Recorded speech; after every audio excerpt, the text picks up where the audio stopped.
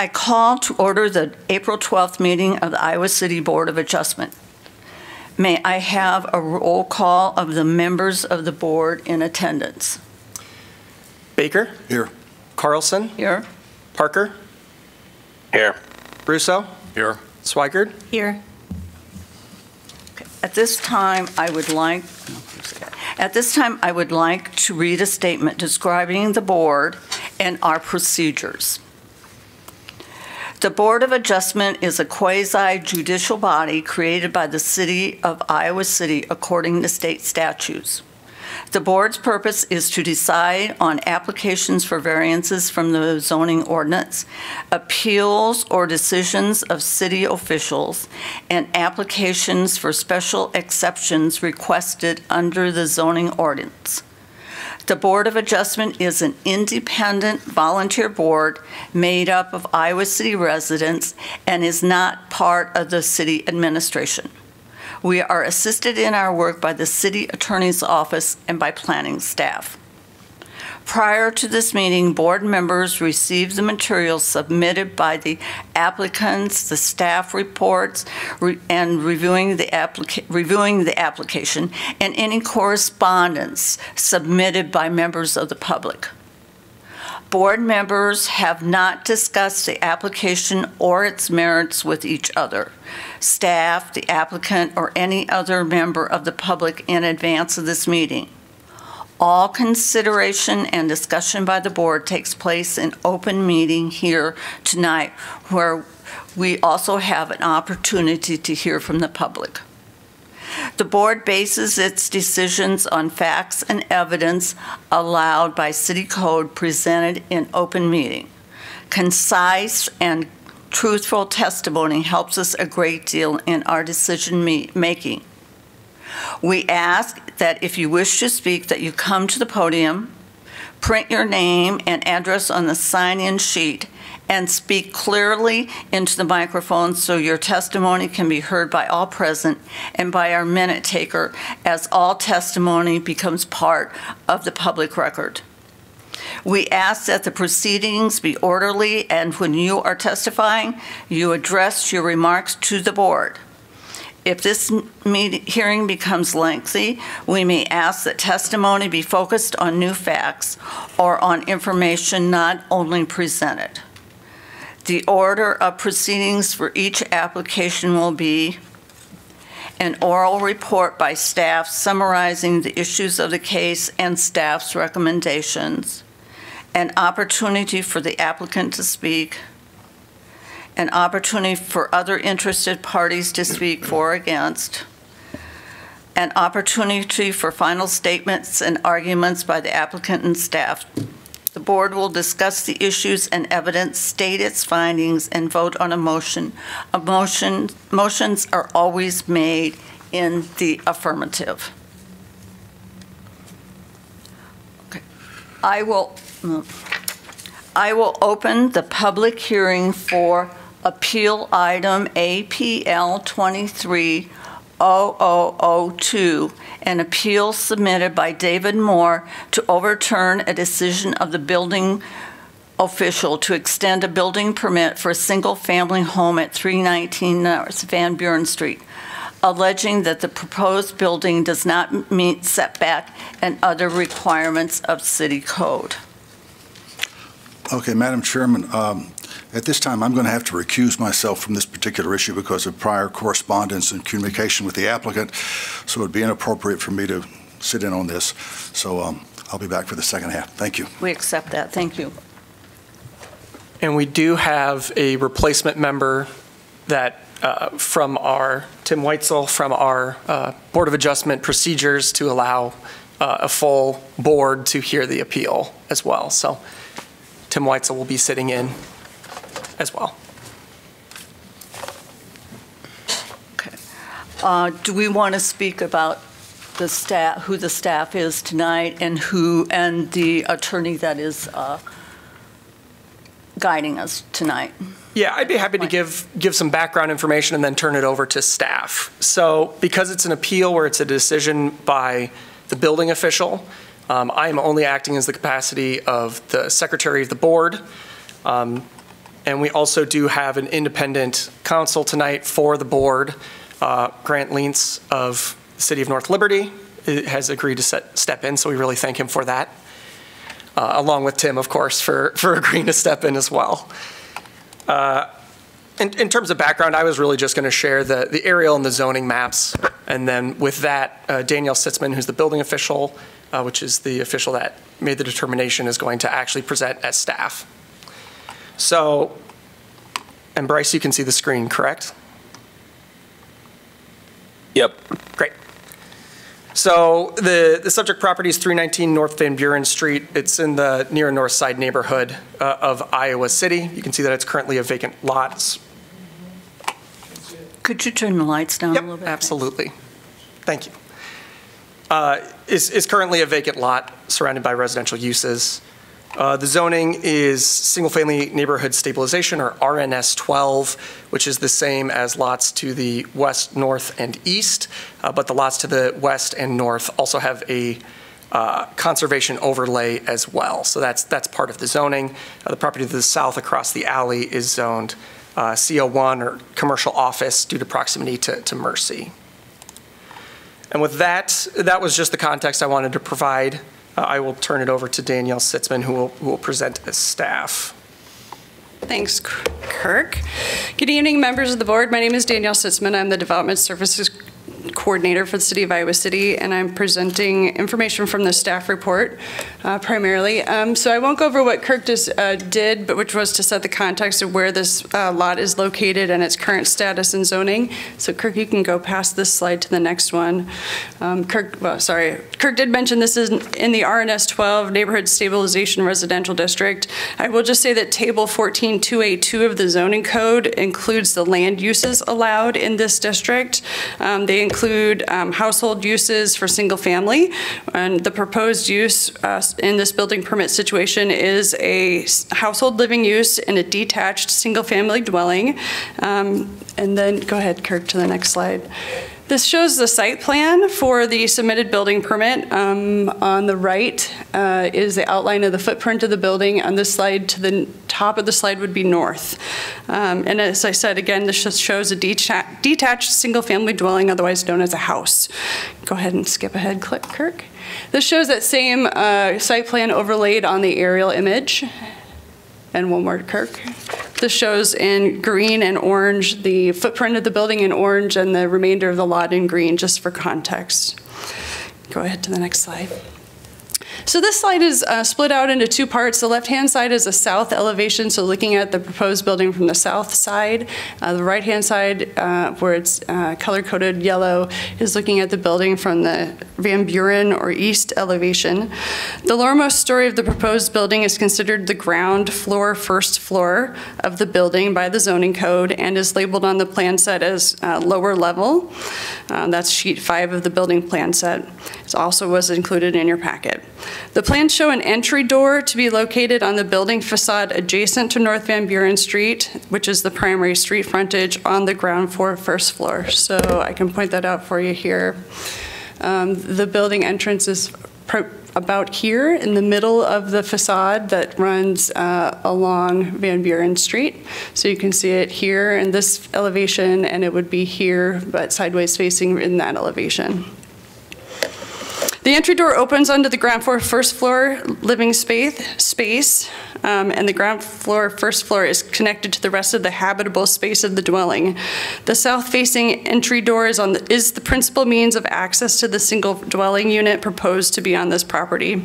As I mentioned, there is a second door to be located on the building facade adjacent to North Van Buren Street on the next story above the ground floor, first floor, which is labeled main level on the building plan set. This door is oriented east and accessed via a stairway.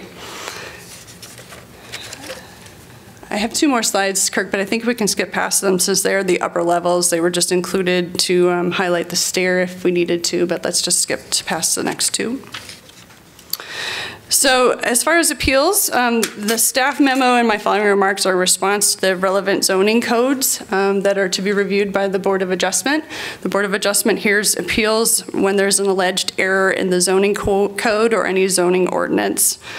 Staff's understanding that the appeal from the appellant maintains that a stairway extends into the front setback area in violation of the zoning code. So the staff memo is set up to address that. Next slide, Kirk. In single-family residential zoning districts, the dimensional requirements for single-family residential zones are stated in Table 2A2 and described in more detail in subsections A through E. A through E includes things like lot requirements, setbacks, bulk standards like height, lot coverage standards, and open space standards.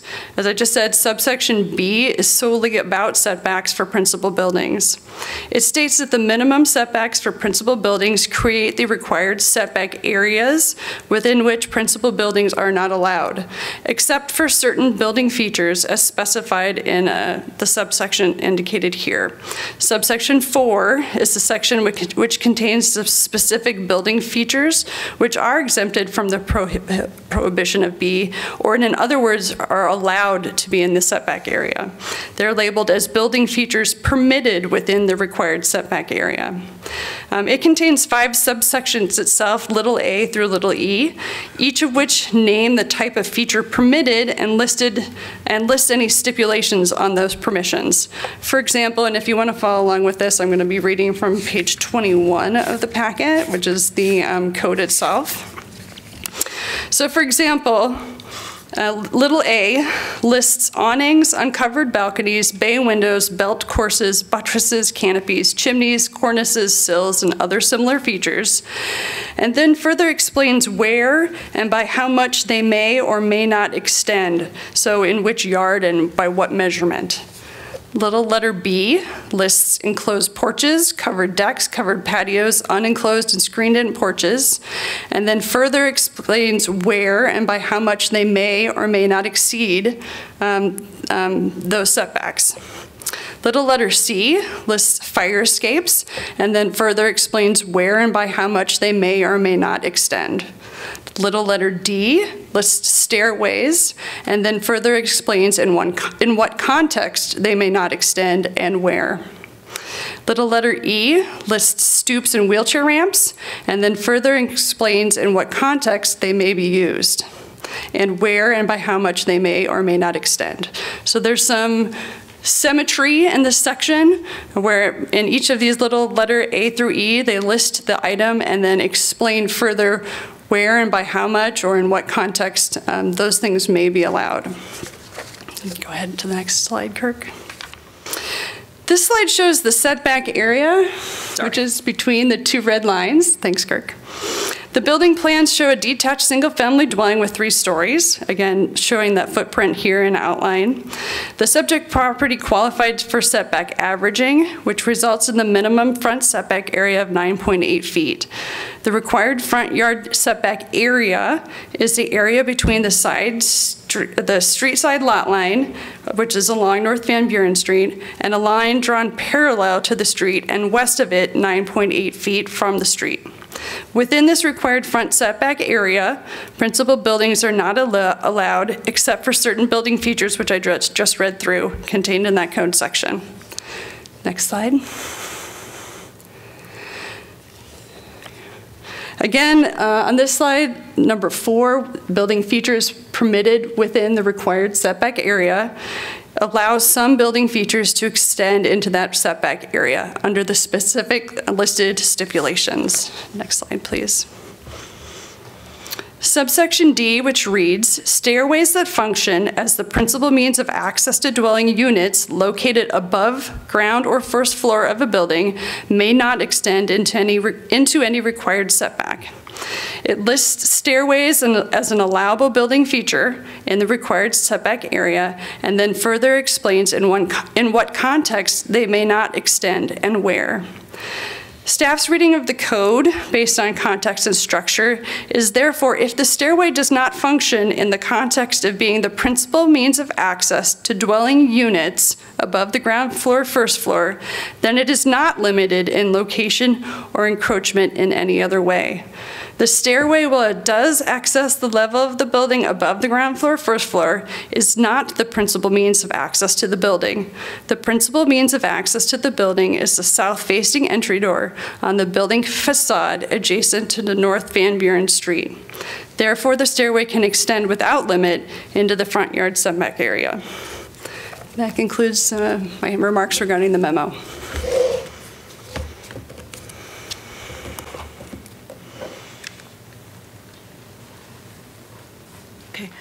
Does the board have any questions at this point? I do. How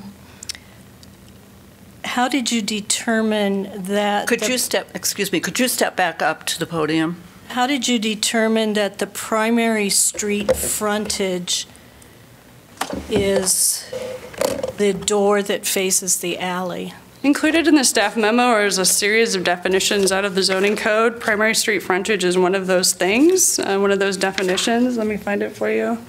Primary street frontage, the frontage of a lot to which the address is assigned. So in this case, this lot is assigned an address off North Van Buren Street. So North Van Buren Street is the primary street frontage. And so the door on the face of the building that faces that street is the door that we were describing. The door faces south, is that correct? There is a door in the middle of the facade that is oriented to the south, but it's on the facade of the building that faces east.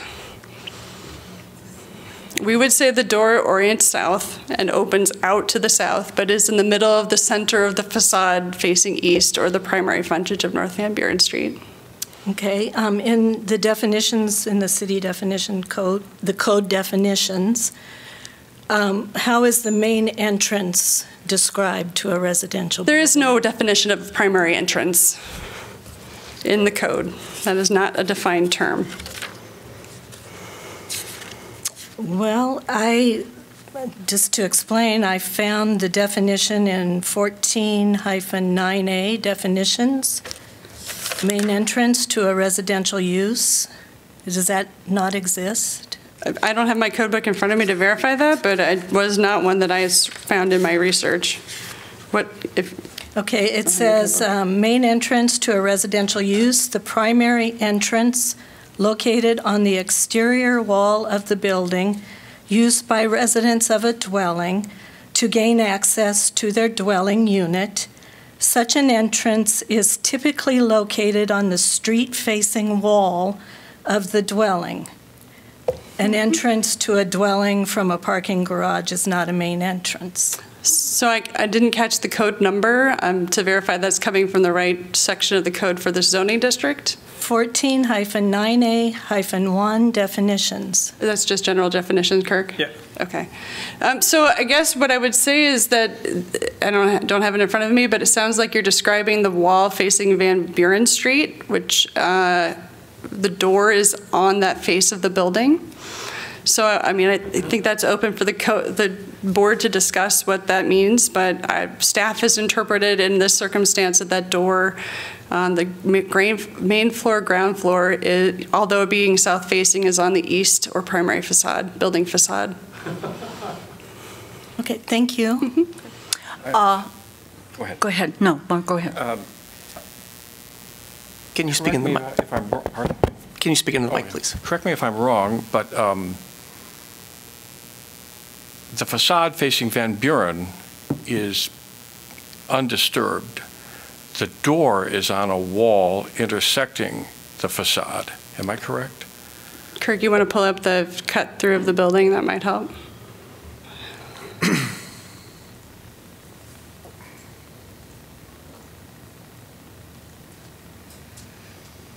So again, this is the facade facing, Sorry.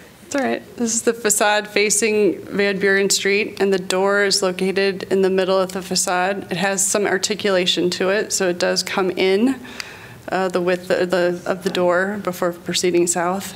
So, All right, so that's allowable as a primary entrance then? I don't believe there's anything that says it has to be parallel to the street I see, okay. in this zoning district.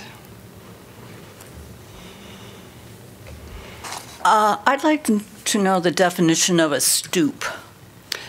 I don't believe there is a definition of a stoop unless your research has found something else. That was not a term that we had defined in the zoning code. Because it and ramps for wheelchairs are combined together, and they have certain dimensions that they can Right. do. And so I'm wondering what is considered a stoop. Yeah, they are described, I can say they are described in a separate subsection from stairways. Does anybody else, have any other questions? I had a question about egress requirements, and what would this building need for egress for the upper floors? So that's a building code question, not a zoning code question. Okay. Are there any other questions? Okay, thank you at this moment. So we will now ask if the applicant would like to come forward.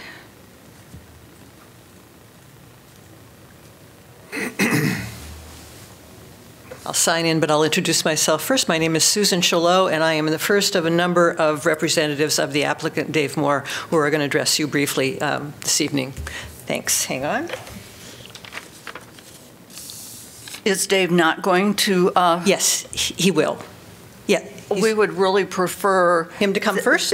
For him to come first, because basically this is an action between Dave Moore, the applicant, and the city staff. I understand, and that's perfectly fine. I'll come back. Thank you.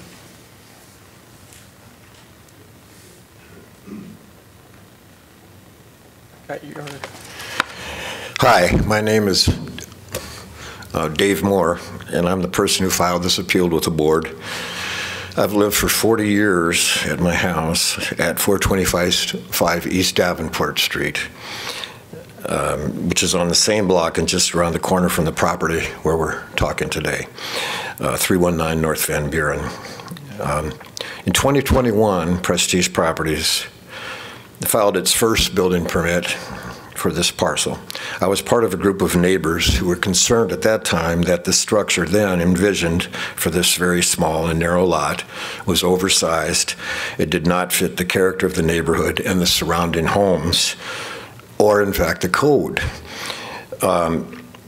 We actually were successful in our appeal in 2021 to the Board of Adjustment back then, and changes were made to the original plans, and the project was approved and allowed to move forward. I'm back in front of you today because we believe the current plans were approved in error. In particular, we believe the stairway to the second story main floor entrance to the home on Van Buren Street is in violation of the city's building code pertaining to setback requirements, and that the building permit should not have been issued. My attorney, Mr. Gerdes, will talk in more detail about the code sections that we believe were misinterpreted or followed in error. A quick aside, a friend said to me a couple days ago that our neighborhood is, it's like an old crazy quilt. And my grandmother, I actually saw my grandmother's quilt today, and it is I'm sorry, David, you know, Sure. we need to keep the testimony to the facts that we are dealing with. I appreciate Sure. Okay. your position, but I would appreciate if you stay to the facts. Thank you. Okay. I was trying to, you know what I was trying to do? I was trying to draw an analogy between a quilt and what fits and what doesn't. And all I really wanted to say, and I will stay within it, is that the way to figure out if something fits, whether it's a quilt or a neighborhood, is the code. So thankfully, we have the code in this situation to look to, and I hope we can get to there. As someone who's lived on that block for 4 decades and who walks that street every day, I feel obligated on behalf of my neighbors as well as myself to object respectfully to the permit allowing this structure to be built as currently designed. Thank you very much. Thank you. Just sign in here real quick, and thank you.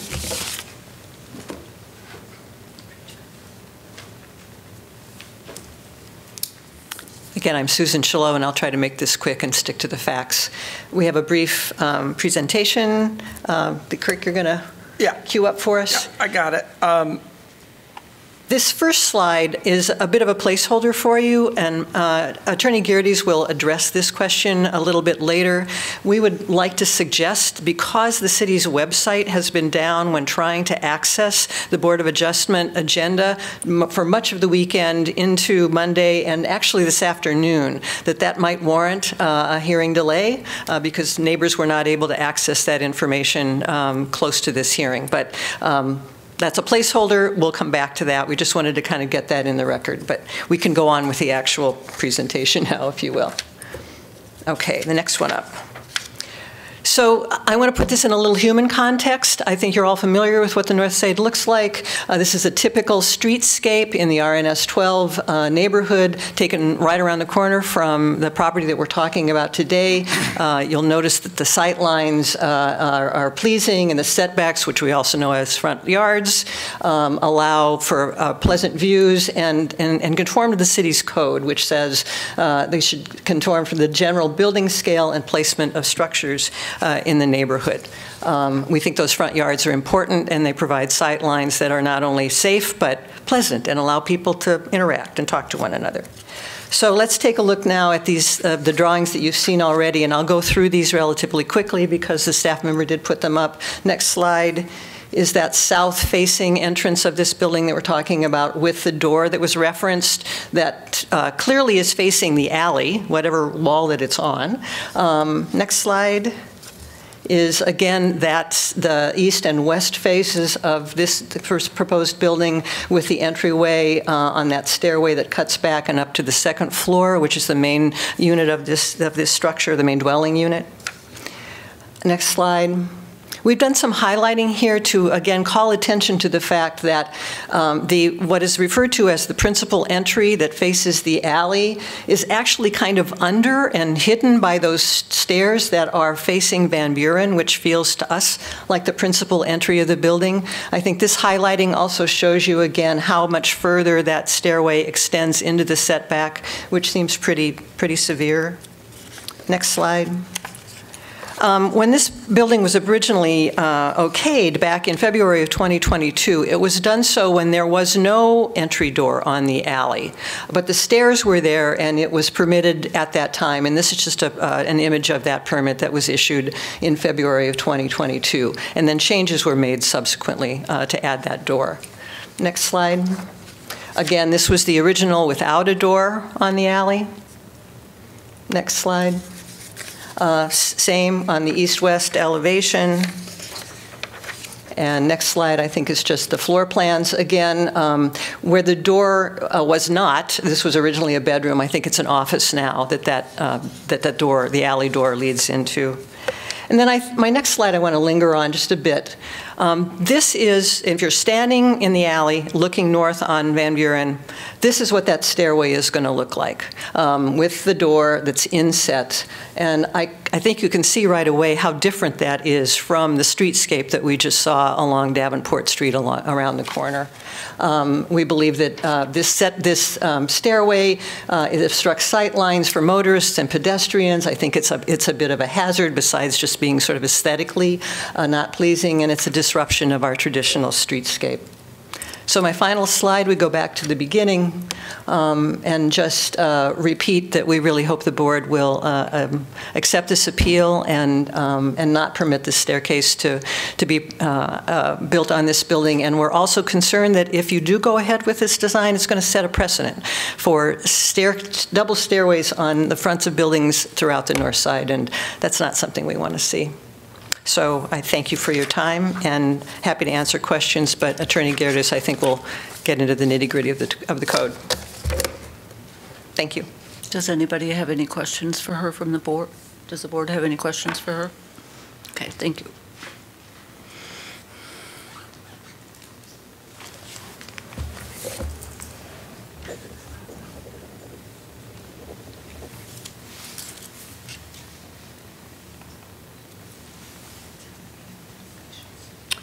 Good afternoon. My name is Greg Gerdes. I am a local attorney who has the privilege of representing a number of people who desire to protect their neighborhood.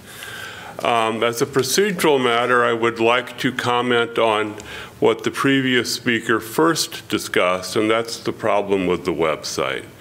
I know that it was gone on Friday. When I checked periodically on the weekend, it was down. I found it to work yesterday when I checked, but it did not work late this afternoon after about 3 o'clock or thereabouts. That certainly affected our ability to prepare for our meetings. I didn't make copies at that time of all the documents. I relied on being able to use them via your website. And I suspect the public encountered the same, especially over the weekend. So with that, I would respectfully recommend and suggest that we reschedule this until your next meeting so that the public has a chance to fully appreciate what this dispute is all about, because it is important to the entire north side. So with that as a preface, I would like to request that I be allowed to provide you with some paper copies of site plans and some other things, because I believe they will be very beneficial as I discuss precisely what we're talking about. So could I do that, please? You could give them. It's you as the chair, I believe, can accept or not accept. So okay, I will accept. I can if you come up give and grab them. them. Yeah, yeah. If you give them to him. But I do have a question right now. We do have a question right now. Well, the chair controls the flow of the meeting. I do have a question right now. Does the board question, because of the problems with the website, do we feel that we should give them more time? We usually don't make that decision, but I'm looking at this going, okay, I feel we need to deal with this. Is this an appropriate time to do that? Would it be helpful for me to weigh in here? Yeah. Your board has adopted procedures for how these meetings are run, and included in the board procedures is a section on notice about how people are notified that the hearing is going to happen. I think you would probably have some questions for Mr. Lehman to ensure that the notice was properly followed for this. So that's section, Article 5 of the board procedures talks about 3 different ways that notice is provided: by sending letters 7 business days prior to the public hearing, a newspaper notice between 4 and 20 days or 4 and 7 days prior to the hearing, and posting a sign of the hearings up at that time. There's nothing about in the board's procedures that provide for access to materials prior to, and there's the rules that you have adopted are silent on that. There's no requirement that they be available, except for state code says that your agenda needs to be set 24 hours prior to the meeting. So on open meetings, your agenda needs to be at least tentatively set 24 hours prior. My understanding, and I would ask Mr. Lehman to confirm about the timing that the information was available. Yeah, I can talk about the timing of that. The sign was posted March 17th after the application was submitted on February 15th. Mailed notice was March 23rd, which is about 20 days prior. The newspaper notice was March 29th, about 14 days prior. The packet, traditionally we post the Friday before, so the packet was posted on April 7th. And I would also like to note, just for future reference as well, because we have had issues with our Laserfiche, unfortunately, in the past as well. If you download the packet, it is still available, so I would encourage downloading the packet in the future as well. It was updated on April 10th, and then those were the procedures. We followed our typical BOA procedures. So that was kind of the timing of what we saw, at least. And I know that typically in our mailed notice, and our sign posting as well, I believe, says to, if you want materials, contact staff, and staff can provide materials as well. So I know that we did have, the appellant came in, requested some materials. I believe we printed some off for him on Friday as well. So thank you, Mr. Lehman, for answering that. So as the board procedures are silent on packet materials, this hearing is the opportunity to present those things. I do not recommend that a postponement is required. That there is no requirement to do so at the scene. We are all dressed up. However, a motion to table is something that can be considered. That is within your discretion if you feel it's appropriate to do so. But it is not at all required by the code. And I note that the staff has already made their presentation. I'm reluctant to go further than that. But that would be what I say. I don't. You would need, if a motion would need to be made and seconded and carried and all that. If we're going to do that, does that need to be done now? I believe Mr. Gerdes has asked for such a motion, or has asked to consider a delay. Correct, sir? Correct. And my view is that now would be the appropriate time. And that's within your discretion as the chair. I do not find that there's a compelling or legal reason to do so. Can we discuss this? Sure, yeah, I'm not. Okay. So I would like to know how the other board members feel about this. I have a question. What would materially change, from your perspective, if you were given another month? What we would do would be to have at least one more meeting between myself and my clients, probably two more meetings, in which we have a chance to review in detail the documents, particularly the most recent additions to the packet. It's just very hard in this type of case to make an adequate preparation or to have an adequate meeting without being able to access the documents.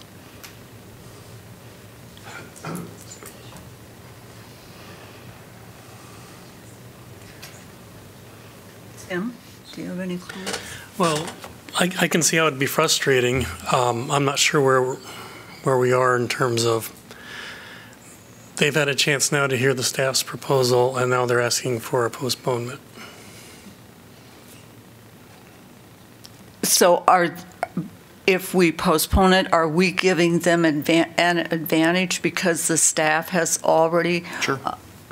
Potentially. I mean, not material, not that's going to blow anything up, but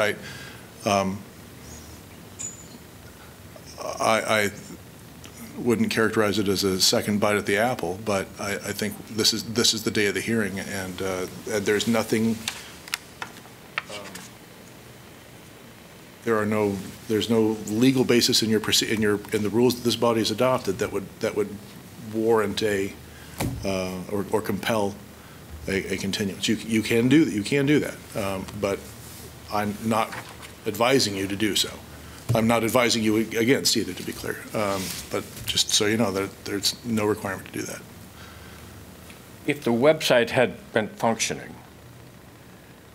they would have had access to the staff report prior to this tonight. Am I correct? Correct. Would there Or have at least easier access to it. Yeah. There wouldn't have been any material difference, then versus now. Is that correct? I'm acting as a secretary. I don't think I can answer that. All right. I can say that in terms of changes to the staff report packet, the things that changed were additional correspondence from Bob Mikla was added, and the initial memo from David Ginger representing the owner of the property was removed. So those were the two changes. There's some minor line work noting where those changes were, but those were the two changes with the updated amendment. I would also, if you do want to consider that, I would give staff the opportunity to weigh in on their thoughts on continuing the matter. Okay. On postponing it, Yes, SM. I would suggest that you give them an opportunity to speak about that. Okay. I think at this time we need to ask Danielle to come up and give her opinions on this. And then you may come back.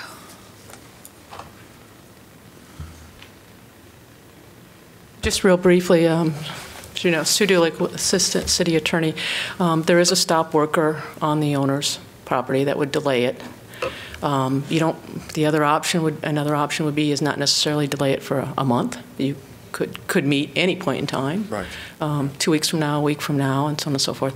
I do believe Danielle Sitzman's report would not change. She would be given, would not change her report. She would obviously be given the opportunity after everybody else speaks to respond to that, just as if it would occur today. But What if we gave them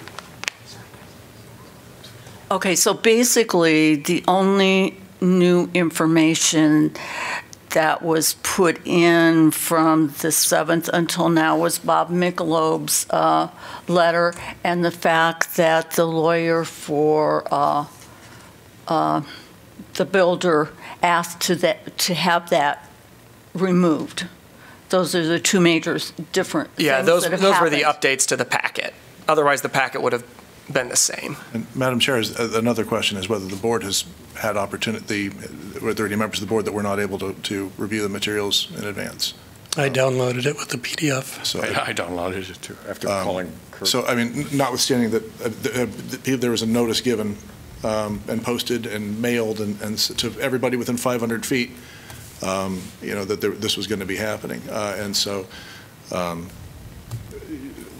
well, I would, well, I'll leave it at that. I did have some difficulty getting it, fair but I enough. did. Were you able to see those things? Because this is you are the entity that is going to be making decisions. Yeah, I did have some difficulty getting it. I did contact Kirk, and he left a hard copy of it for me down at the desk. But whether you have the information available to you, a full panoply of information available to you as a board to consider is important. And if you didn't have that, then that might militate the other way. But so you can ask if you want to for a motion to consider tabling, or you can, if at this time, and have a vote on it, whether you want to table or not, and that'll be dispositive of that question for this evening. I'm going to move to table so we can discuss this further. Does he need to have a a time second. frame with that motion? Time frame? Okay, I'm going to say 2 weeks. So there's a motion to table for 2 weeks. Do we need a second? Is there a second?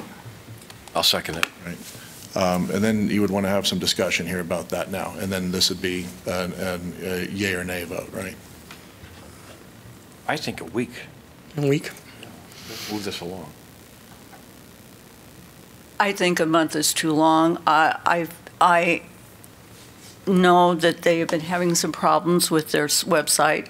I feel that everyone should be able to have access to all of the information, especially since we obviously have a number of concerned citizens here, I feel that we owe it to them to make sure that they have access to that information.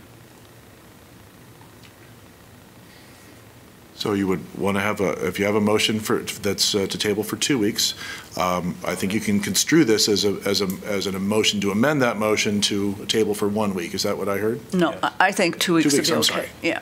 Okay, so I don't see a month. I don't want to drag this out forever and a day. Of consideration that it'd be a week. Oh, I you're can talking go to about a week? I can go to a week. I mean, I think that would be fair to everybody. And, okay, so the other question I have, Sue, you said that until this is resolved, there is a stop work order in place? while there's an appeal, the action is stayed. The stayed, okay. Bryce, what do you think?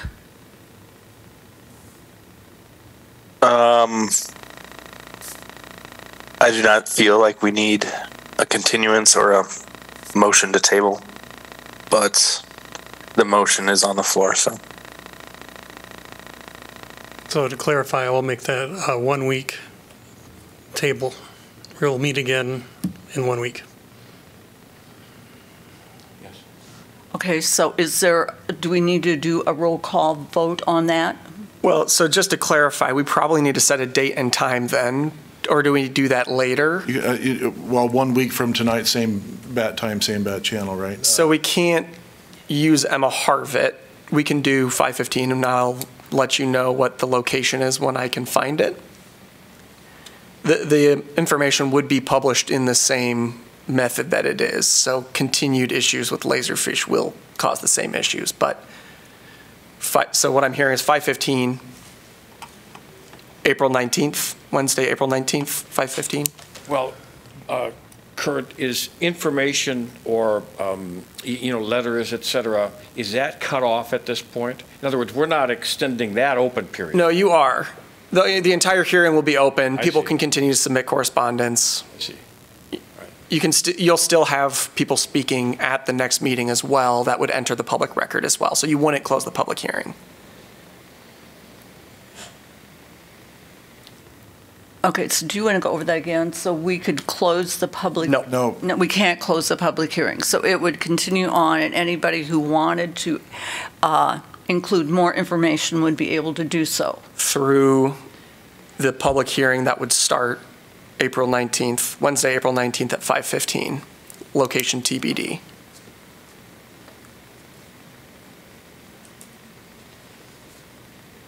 And in terms of vote, you had asked if it was a roll call. I believe it's just a majority, right? Just a majority vote, all in favor, that sort of thing.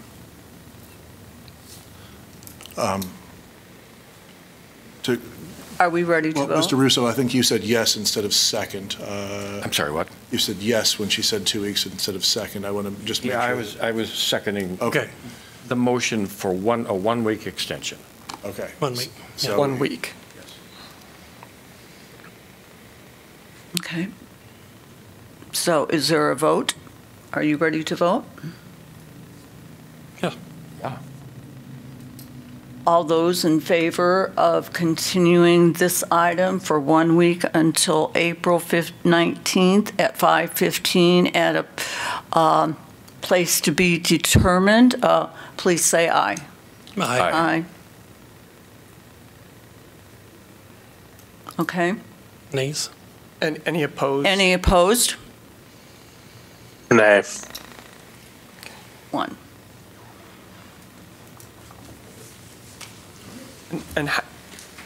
So she doesn't close the public hearing. It's just That public hearing is, move on to the next item. you are done with this item for this evening? So do I need to say that the public hearing will be continued then until April 19th? Or That's fine. You've done so. Okay. Yep. Okay. Okay. And we'll just take a few minutes to swap out Grant with Sue, and we'll swap out Tim. Thank you so much. Thank you, Grant. Sure. And we will resume the meeting, and we will I will open the public hearing for special exception EXC 23-0003, an application submitted by Mark Holtkamp, a latte business, right? Okay. Requesting special exceptions to allow a drive-through facility associated with an eating establishment and a drive-through facility associated with an automated teller machine, ATM, in a community commercial zone, CC2, for property south of North Dodge Street and west of North Scott Boulevard. We will start with a staff report. Thank you. Again, EXC 23-0003 is to allow a drive-through coffee shop and a drive-through ATM. The property currently is vacant at the south, the corner that is south of North Dodge Street. Let me turn that. Thank you. That is south of North Dodge Street and west of North Scott Boulevard. It was recently rezoned, so it is community commercial for the area that we're looking at. But the subject property is currently shown as one property. There are plans to divide it into multiple properties per the approved OPD plan, or the preliminary development overlay plan. So the only area that we're really looking at is the CC2 area. What is being proposed for the RM12, or the low-density multifamily residential area, is allowed by right. So that's not really what we're looking at. We're just looking at those drive-through uses. In terms of surrounding uses, to the east you have some public zones where there's the fire station. You also have a small sliver of Research Development Park, which is owned by ACT. To the south, directly south of the area that we're looking is the low-density multifamily residential, the RM12, and just south of that is some detached single-family homes, or RS5. To the west, there's some more public zoning where there is the school district administration building, and then to the north is residential uses where you have some townhomes directly north, and then also some other low-density multifamily, low-density single-family residential. So the application is for two special exceptions. They are two different drive-throughs. For the purposes of my presentation tonight, I will be presenting them as one, and I'll just call out where they're different, because for the most part, you're looking at the impacts on surrounding uses, and those impacts are largely the same. It just varies how they're structured and where they're located. So I'll highlight things that are different between them, but otherwise we're looking at the two drive-through facilities, one associated with a coffee shop, and then one associated with an ATM. Like I said, the property is currently a 3.87 acre vacant lot. In terms of background for the site, it was previously rezoned in 2008 to commercial office for a bank and office use that was never built. That did have a drive-through component. And then it was recently rezoned in March of 2023 with that planned development overlay. That is community commercial zone as the base zone, and that's 2.04 acres. That's what we're looking at. And then there's the low-density multifamily residential as well. That was included in that rezoning. As part of that rezoning, there was a preliminary OPD plan, or the plan development overlay plan, that was approved. There's also a sensitive areas development plan that was approved as well, and that's due to the presence of critical slopes on the site. And they also did have a good neighbor meeting as part of that initial rezoning in October of 2022. Now, the rezoning was approved with a couple different conditions. So one is that before the building permit is issued, they have to have an approved landscape plan, which includes North Dodge Street and Scott Boulevard public right-of-way. And there are some trees that would be removed as part of the proposed OPD plan, and so that any trees that are removed be replanted as well. Second, prior to issuance of building permit, is that there are dedicated public access easements over pedestrian facilities that link to those public streets, the rights of way, to provide that connectivity. Third, that prior to issuance of a certificate of occupancy, that a right turn lane be installed along the southbound side of Scott Boulevard. And then fourth, that a pedestrian crossing with a refuge island be installed across Scott Boulevard, which would lead directly to Dubuque Road, North Dubuque Road. And then finally, there's a fifth condition that no vehicular access be allowed on North Dodge Street. So I'll get into the actual site plan, which will help you visualize some of these things that I'm talking about in a minute. But like I said, it is currently one lot. We're expecting a platting, and it is required prior to site plan. So we do expect that final plat application soon. It has not come in, but on the site, the north area is shown as CC2 with 2 commercial lots. Those lots are functioning as one tract, which means that they share common facilities, and in this case, it's mostly parking area. And then to the south, you have the RM12 zone where you have attached single-family lots. And that leads us into the site plan. So we did have a overall site plan that is included within your packet. So you can see the proposed lots that are part of what's proposed for the final plat that we haven't received yet. For lot 1, it would be the coffee shop with a drive-through, and then the ATM with a drive-through. Both of those things would be located on lot 1. Lot 2, you have a proposed mixed-use building that would have presumably restaurant use on the ground floor and 8 one-bedroom units above. That is shown on the OPD plan, but it is not shown on this overall site plan because there are not plans to build it at this time. So that's a project that's expected in the future. It was approved as part of the rezoning, so I wanted to make sure that you were aware of it, but it is not being proposed. So what you see in your site plan is what is being proposed at this time. And then, again, you can also see the shared parking area there. That parking area for the proposed mixed-use building would be built along with the coffee shop and the ATM, but the multifamily building or the mixed-use building would not be built. And then to the south, you can see those lots that would become attached single family. Those are allowed by right. However, the multifamily use would require a special exception in the future because it's within a CC2 zone. So you would be getting a special exception prior to that building being constructed as well. What does that mean, allowed by right? So allowed by right means that they would apply for their building permit and build the uses there. If it's allowed provisionally, there are some additional standards. It is allowed provisionally, not by right, but it's an administrative process. It wouldn't come before the board, whereas the multifamily use would be allowed by special exception, similar to these drive-throughs, so they do come before the board.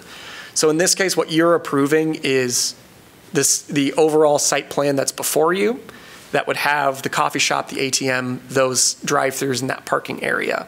The other surrounding uses that are proposed for the site would not be reviewed by you, but I just wanted to make you aware of them in terms of the broader context of what was approved as part of that recent rezoning. So lot 2 would not be reviewed. They would not have to come back to us. They would for lot 2. They would not for lots 3 through 11. Okay, so when they decide what they want to do with it, they have to come back to us. For multifamily uses, yes, which was approved as part of the OPD. Because they were going to have multifamily on top. Okay. Yeah, exactly. Okay, Keith? The only issues here are the drive-through permissions? Correct. So if those were not part of this proposal, we wouldn't see this at all. Is that correct? That is correct. Okay, all right. Yep, so you are reviewing the drive-throughs. So any other concerns are irrelevant at this time? They are relevant as they concern to the approval criteria for the drive-throughs. Okay. And I'll keep going, and as I start to get through the criteria, I'll walk you through where staff reviewed those things. You know, we don't really mention the multifamily building other than, you know, it could presumably provide buffering, for example, but in this case, there won't be a building there, so it won't be buffered by that. I'll talk about the landscape plan as well and the screening and that sort of thing as we get into it. So they also submitted a landscaping plan. I just wanted to use that to talk a bit more about vehicular access since it's at a larger scale, so it's a little easier to see. Vehicular access for this site is from that North Scott Boulevard directly across from the entrance that goes to North Dubuque Road.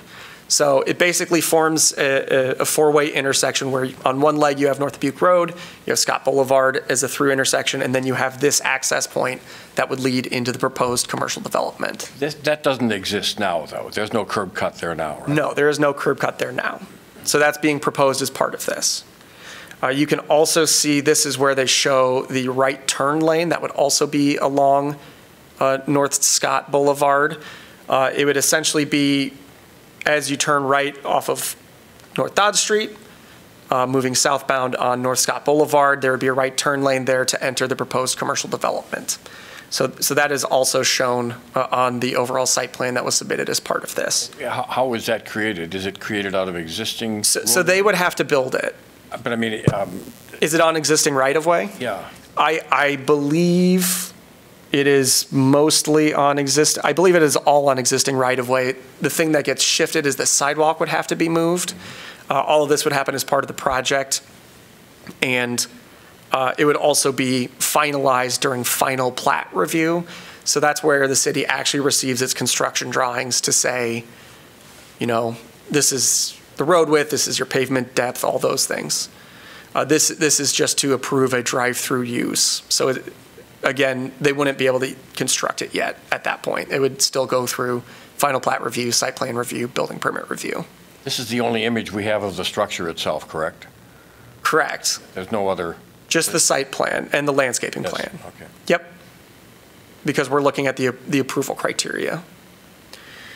So I have a question about the Yeah. Install a right turn lane along Scott Boulevard. When I look at this, I don't deal with Scott Boulevard very much. Right now, is it 2 lanes going each way? So it is currently 1 lane with a center turn lane, I believe. Yeah, I think it's, yeah. And I can also show you an aerial, which might help. Let me pop up that aerial map as I get there. Or, sorry, let me go this way. So. Okay, that's 1 lane. Yeah, it splits to be 2 lanes with a center turn lane as you get by, you can see my cursor, correct? Mm-hmm. Yeah. As you get by the proposed use. I also do have some pictures that might help contextualize it. North Dubuque Road is here, and this is where the access point would be. And is the center lane at that point also? Right here? Yeah. Yeah, that would be. So someone coming. So there are 2 lanes there where someone could wait in a left turn lane and someone could go around them. Okay. Yep. And on the right turn lane, how long would that extend going south then? And then it would go back into just 1 lane? So it would only go to the subject entryway. It wouldn't go beyond that. So if you were right turning out, you would turn onto Scott Boulevard. But the right turn lane would allow traffic to pass as people are turning right. But how long would that be before it would merge into the 1 lane again? So I don't have that measurement offhand. I would have to measure it out on the plans itself. I think that's a good question for the applicant. Usually those are the sorts of things that are finalized at final plat review. Usually. So we don't have construction drawings, like I said. In terms of the parking area, there are the 3 east-west parking aisles, 2 north-south parking drives, and then those drive-throughs would be one directional arcing from the westmost drive. They both kind of enter at the same place. One arcs by the coffee shop. That would be the coffee shop pickup. That one does have a bypass lane. One would arc by the ATM. Folks in that line could use the bypass lane if needed, depending on how much stacking there was. The coffee shop is proposed to have an order board and pickup window, and the drive-through would only be that singular lane with a single drive-through. In terms of pedestrian access, it's provided from North Dodge along 1 connection, and there are 2 connections from North Scott, and then there's an internal pedestrian connection through the parking area and through the site as well. So most of my pictures are primarily looking at surrounding uses. So you can see in front of you the top right picture is looking north from approximately where that entrance drive would be. The bottom left picture is looking west towards the school administration building. The top right picture on this slide is looking east towards the fire department. So you can see how there are turn lanes there, somewhat. And then the bottom left is looking south towards proposed townhomes and then single family uses. Here's a closer look at where what the street looks like currently. So looking north along the proposed right turn lane. So it would carve out a piece of that landscape medium that's there currently. That's where they would lose some trees. And you can see the wider sidewalk. And then the bottom left picture is looking west, or excuse me, it's looking east. I have it labeled west across North Scott Boulevard where they're proposing the pedestrian island. Is this access off of Scott going to be the only access to this property in perpetuity? They would not be allowed to have one off of North Dodge because of the rezoning condition. Right. Other access points would be guided by city policy for our access standards. I believe, well, I don't believe, staff generally tries to restrict access to arterial streets. And so I believe it's pretty safe to say that with the requirements for distances from intersections, especially along arterials, that this would be the only access point. The city would have to approve any future access points. Okay. So the role of the board tonight then is to approve or deny the special exceptions requested. Those would be based on the approval criteria for the relevant special exception, which in this case is 2 drive-throughs. That would be specific standards relevant to drive-throughs and then general standards for all special exceptions. One more question. Is there, are there any limitations to the type of business?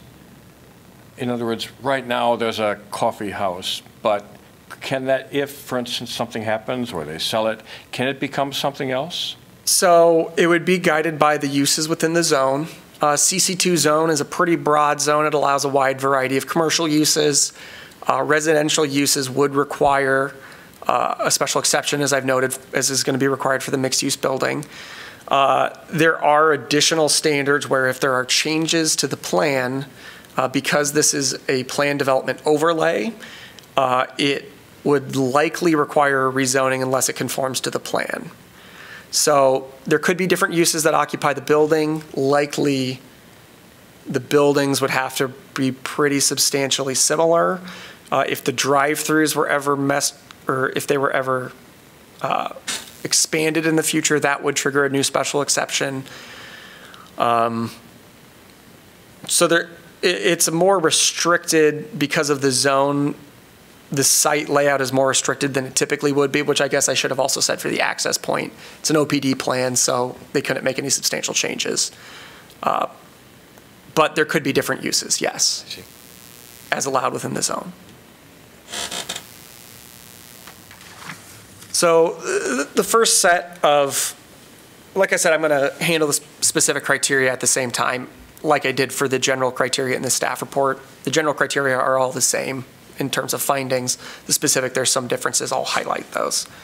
But the first set of specific criteria is at 14.4C2K3 for drive-through facilities.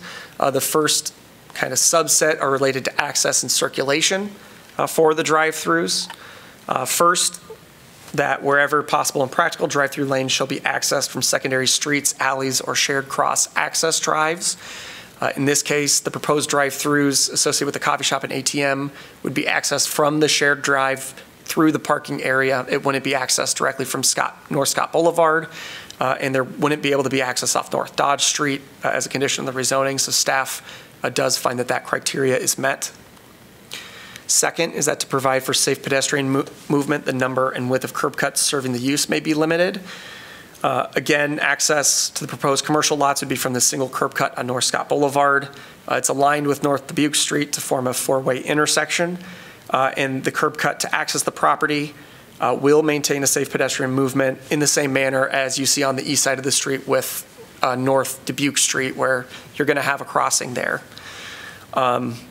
Staff will ensure that all relevant standards are met during final plat and site plan review, however, so that includes things like there will be required sidewalks, you'll have to have pedestrian accessibility as is required by city code and those sorts of things.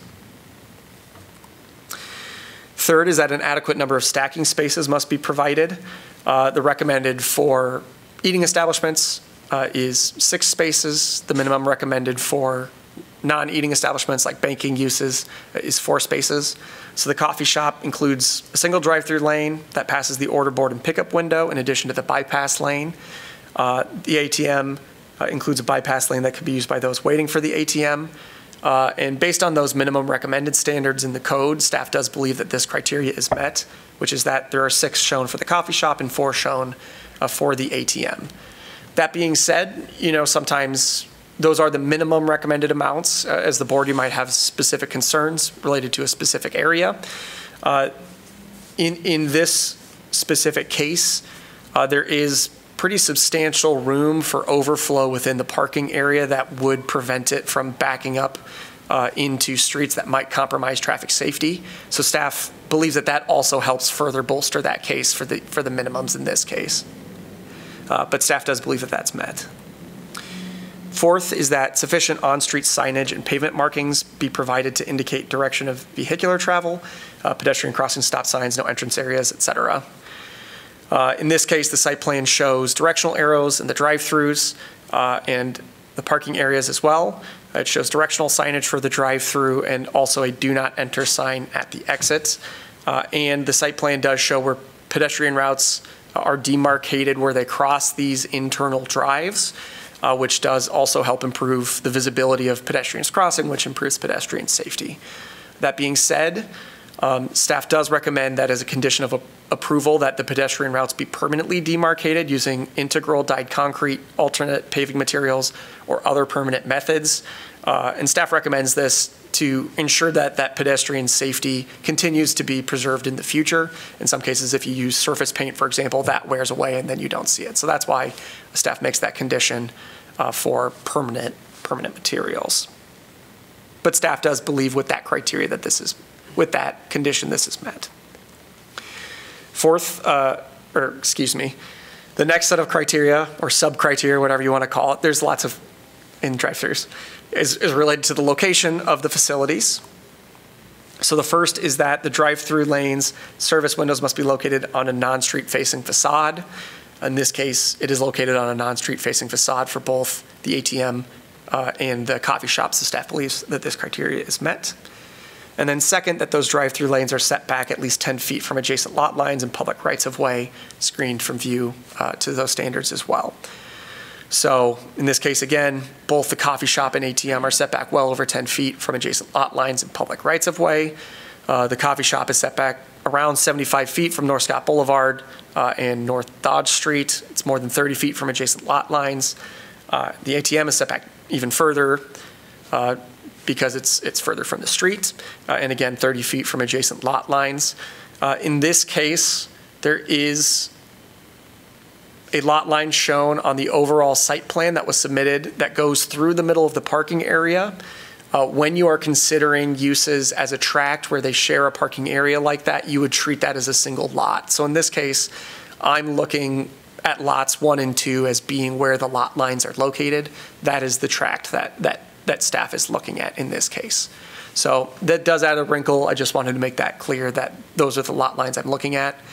In terms of screening, I'll discuss that under the next set of sub-criteria. But based on these findings, staff does believe that this criteria is met. The next set are related to design standards. So making sure that you're not negatively affecting surrounding properties and the area. So first is limiting the amount of drive-throughs so that you don't impact the pedestrian environment or quality of the streetscape. For the coffee shop, there is 1 drive-through lane proposed for the pickup window and then 1 for the bypass lane, both of which are about 9 feet wide. The ATM is about 11 feet wide. There's only that single lane. In terms of impacts to the design quality of the streetscape, both of these are located on the interior of lots. They're set back pretty far from those rights-of-way, as I noted. They're screened from North Dodge Street and North Scott Boulevard by buildings from the north, and then from landscaping that complies with city standards to the north and east as well. So staff believes that criteria is met. And then also with the condition as recommended, pedestrian routes will be permanently demarcated, which should help with the safety of the pedestrian environment, as is noted by the proposed criteria, or by the criteria. So staff does believe that this is met.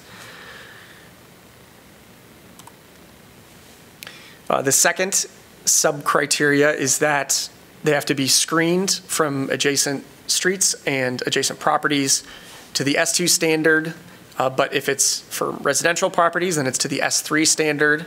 So it kind of depends on which direction you're looking. In this case, you have residential uses to the north and to the south. So to the north, you have those townhomes, and the proposed drive-through helps screen part of, or the proposed coffee shop helps screen part of the drive-through. There's also S3 landscaping shown on the landscaping plan. So the north is appropriately screened to the S3 standard. To the south, where you have the other residential uses, you have RM12 zoning on the proposed lots down there. There is S3 screening shown just south of the Green State drive-through, so that is also met. To the east and west, you have those institutional uses. Those would be to the S2 standard. To the west, you have an existing tree line, which I showed you in the first photo if you're on the site.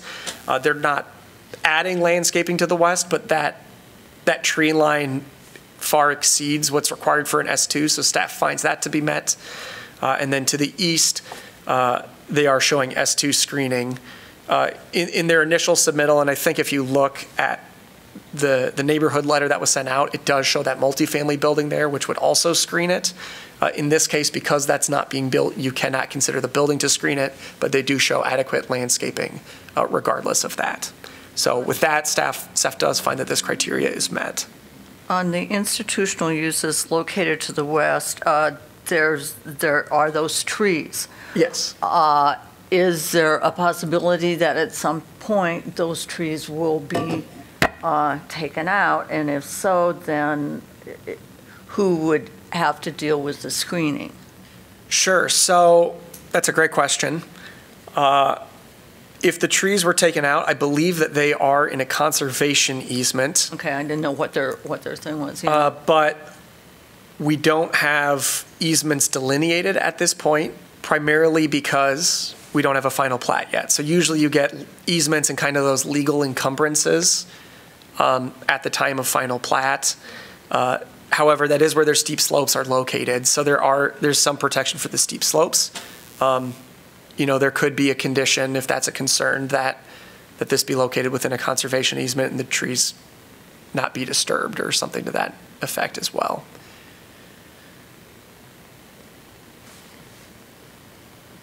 Which would be up to the purview of the board. The third criteria for design standards are that multiple service windows servicing a single stacking lane should be considered to reduce idling. The coffee shop does have an order board and a pickup window, which reduces idling.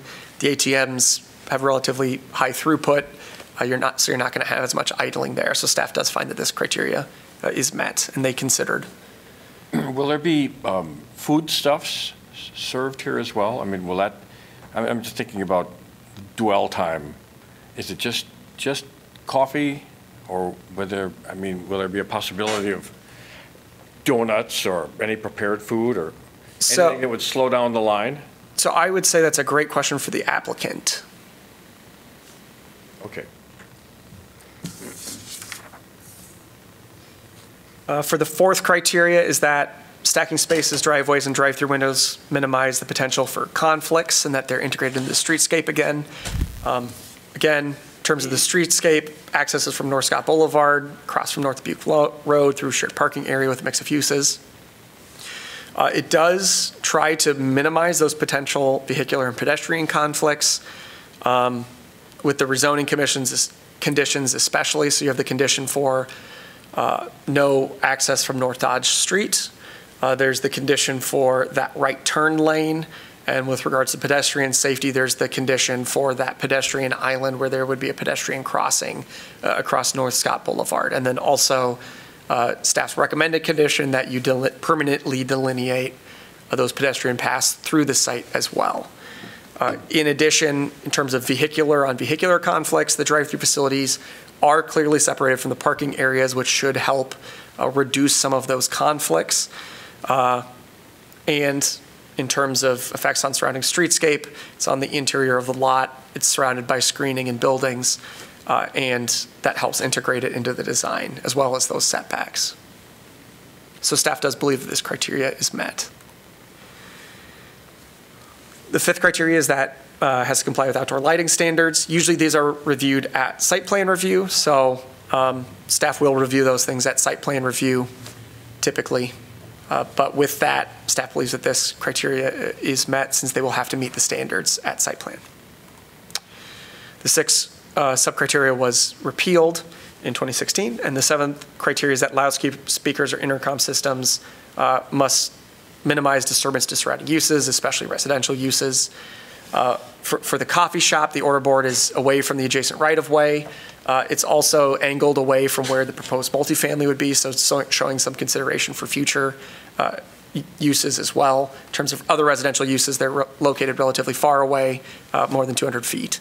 The ATM is also oriented south, which is away from the adjacent right-of-way. So with that, staff believes that this criteria is met. Which leads us to the general review criteria at 14.4B3, of which there are 7. The first is that it will not endanger public health, safety, comfort, or general welfare. Generally, there were no waivers from the underlying zoning code that were requested as part of that OPD March 2023 rezoning.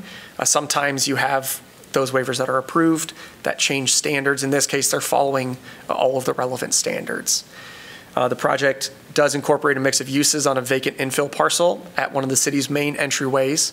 So as a positive for the application, it does provide a diversity of housing options. It provides some additional commercial services for surrounding residents and travelers as well. So that is a positive. In terms of traffic volumes, they will increase at the North Scott intersection, the access, but the street does have adequate capacity with improvements as required as conditions of the rezoning. Those are discussed in more detail under the 5th standard, which is specifically related to traffic. So I'm going to kind of keep my comments on those kind of clustered at that section. And then finally, on-site circulation, well, not finally, on-site circulation access is adequate within the site to accommodate anticipated users. Again, there's also the proposed signage. There's good separation, which should help efficiently direct traffic. In terms of pedestrian circulation, it's provided and would be clearly demarcated for pedestrian safety. And where there are trees that are removed as part of other improvements to the site, those must be replaced.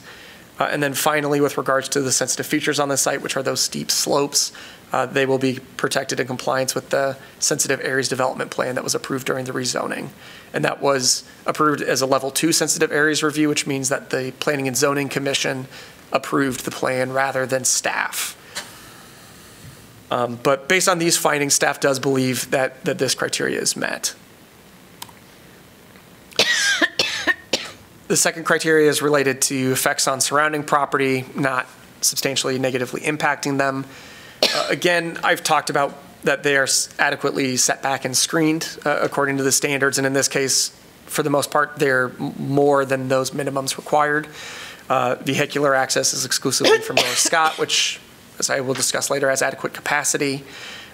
Exterior lights must meet the relevant standards within the zone to minimize that were adopted to prevent light trespass and glare on neighboring properties. And as a result of that, staff doesn't believe that it's going to affect the use, enjoyment, or values of nearby properties based on other uses that could be developed within the zone. The third criteria is related to normal and orderly development and improvement of surrounding properties. Again, most surrounding properties are developed. In this case, this use is vacant. There are adequate setbacks. There's adequate buffers. The proposed drive-through facilities are on the interior of the lot, which minimizes its impacts on surrounding properties. And with regards to traffic, I'll discuss that later, but there's adequate capacity in North Scott. But based on these findings, we don't anticipate any impacts on future redevelopment and improvement of adjacent properties. The fourth criteria is related to adequate utilities, access roads, drainage, and necessary facilities. The property is an infill parcel surrounded by existing uses. There are adequate facilities that are provided. Sanitary, sewer, and water can service the property. They have sufficient capacity for the proposed use. There's stormwater that's proposed for the proposed use. North Scott has adequate capacity. The site has adequate space for vehicular circulation and parking. I've discussed a lot of these, so I'm kind of going to fly through those. There are adequate pedestrian facilities, as we discussed, and the conditions recommended by staff help improve safety. And so with that, and also with the review of staff at the time of final plat and site plan review, those will occur and they have to follow relevant standards. So staff believes that this criteria is met. Fifth is that adequate measures have been taken to provide ingress or egress designed to minimize traffic congestion on public streets. So this is where I'm going to talk mostly about the traffic as it relates to it. So as part of the rezoning, a traffic impact study was submitted. The proposed development would provide, the traffic study found that the proposed development would provide acceptable levels of service during peak hours. Those levels are B and C on a range from A to F. So they essentially grade it. B to C is considered acceptable. It means that it might be busy, but you can still travel at adequate speeds generally. They also found in the traffic study that the existing signal at North Dodge Street and North Scott Boulevard would continue to operate acceptably with the development as proposed. So like I said, that includes the additional uses that were approved as part of that OPD plan, but the OPD plan also showed these drive-throughs, so the drive-throughs were considered as part of that use. And part of it is because the traffic that would be using this specific location, a lot of that would be existing traffic on the streets that would divert to the use to grab coffee and then divert off of it. So it's less new traffic, more existing traffic is what a lot of the use of the site would be. However, the traffic impact study did recommend, these are all contingent on recommendations by the traffic impact study to install a southeast bound turn lane on North Scott Boulevard and a pedestrian facility with a refuge island across North Scott Boulevard.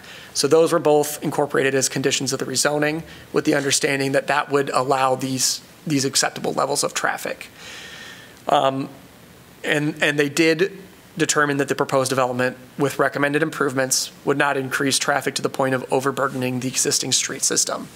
And staff did review those, including our traffic control staff, and staff concurred with those findings. I did want to also note here, while we're still talking about the traffic impact study, we also did consult fire as part of that traffic impact study, or as part of the rezoning, and the fire department had no concerns with the traffic that would be part of the proposed use. Their primary access point is not on North Scott, it is on North Dubuque Road. So I wanted to mention that as well. You ready? Do you want me to, are these questions? I have questions on number 5. Are you through with number 5? So I've got a couple more findings, and then we can go through some questions. Single access point on Scott Boulevard, not allowed on North Dodge Street. The traffic study did also contemplate access points and noted that this access point where there would be 3 lanes, so there's 1 right turn lane, 1 straight lane, and 1 left turn lane, that was optimally located, spaced, and sized. In terms of traffic within the actual use, the commercial lots would be accessed through that parking area. It's all behind those principal buildings. And again, there's adequate overflow space from the drive-through uses that are proposed within that parking area that shouldn't affect congestion on the public street.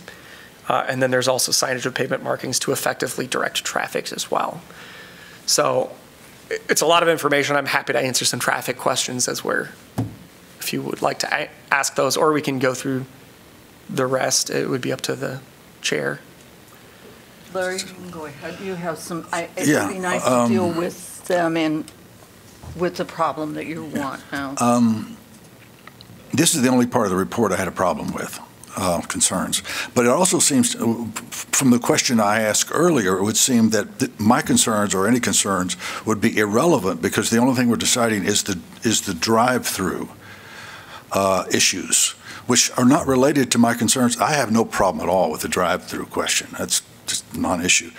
But I do wonder about this particular access point, because I drive on Scott Boulevard every day. So when you're talking about a traffic impact study, do those include actual traffic counts? I believe so, yes. Okay. So during peak hours, you're also assuming that this development is not going to generate new traffic so much as it's just going to be for the existing traffic to use. It would generate new traffic, but the most of it would be existing traffic, yes. Okay. Here are the couple of concerns I have. One, at peak hours, nobody obeys the speed limit on Scott Boulevard, especially coming off of Dodge or coming, on either side of Dodge coming down there. And you've got a curve there off of Dodge going towards this location. Okay, you have a right turn lane that's going to be created. That's fine. My two concerns are this. The exit left turn lane that you've got indicated here at peak times is going to jam up, that I cannot see an easy or even a semi-difficult, I see nothing but a difficult left turn out of that access at peak times. And that's just going left to get out, turning left to get in. You're into the center lane at that point with people trying to get down to Dodge Street. So if cars are coming up going, going south, turning left, this just seems like an inadequate traffic arrangement here. But we were told that that's not the issue, and we really can't predicate a decision on this application based upon concerns on that access. So it would depend on if your concern is that the drive-through will create this I will admit it. That stacking is not my issue. concern. If it's just related to, I don't think the left turn lane here is adequate, it would only matter as it relates to the drive-through. So this OPD plan has been approved. That's one thing. Presumably, I guess it would depend on if removing the drive-through lanes from the OPD plan would be considered a substantive change. I can't really speak to that. That would be a determination by the senior planner. But presumably, the development could occur without the drive-throughs be Using built with the uses exact as proposed with these same access points. Okay. Yes, that is correct. So but if you believe that the drive-through adds traffic to the point that will be an issue. The drive-through is not an issue. It is just in and out of that intersection right there. Yeah, or the other concern is leaving, like you said. If you believe that those exiting the drive-through, I suppose, would stack up, and then you have confusion within the site. Really, what staff is looking at when we are looking at, especially a special exception, we are looking at traffic congestion in public streets. So generally, we are not looking as much at congestion within the site unless there are potentials for, like you don't want to drive through to spill out into a street, which you see in some uses. Those are really the sorts of things that staff typically looks at. My concern is the hazard factor, peak hours, coming around the curve, even if there's a right turn lane, you get traffic going around that, so you've got a partial blocking of traffic.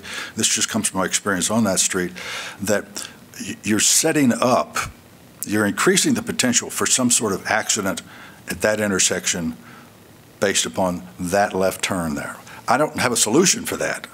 And I can't use that as a reason to vote against this because, quite honestly, the the drive-through is not the issue for me.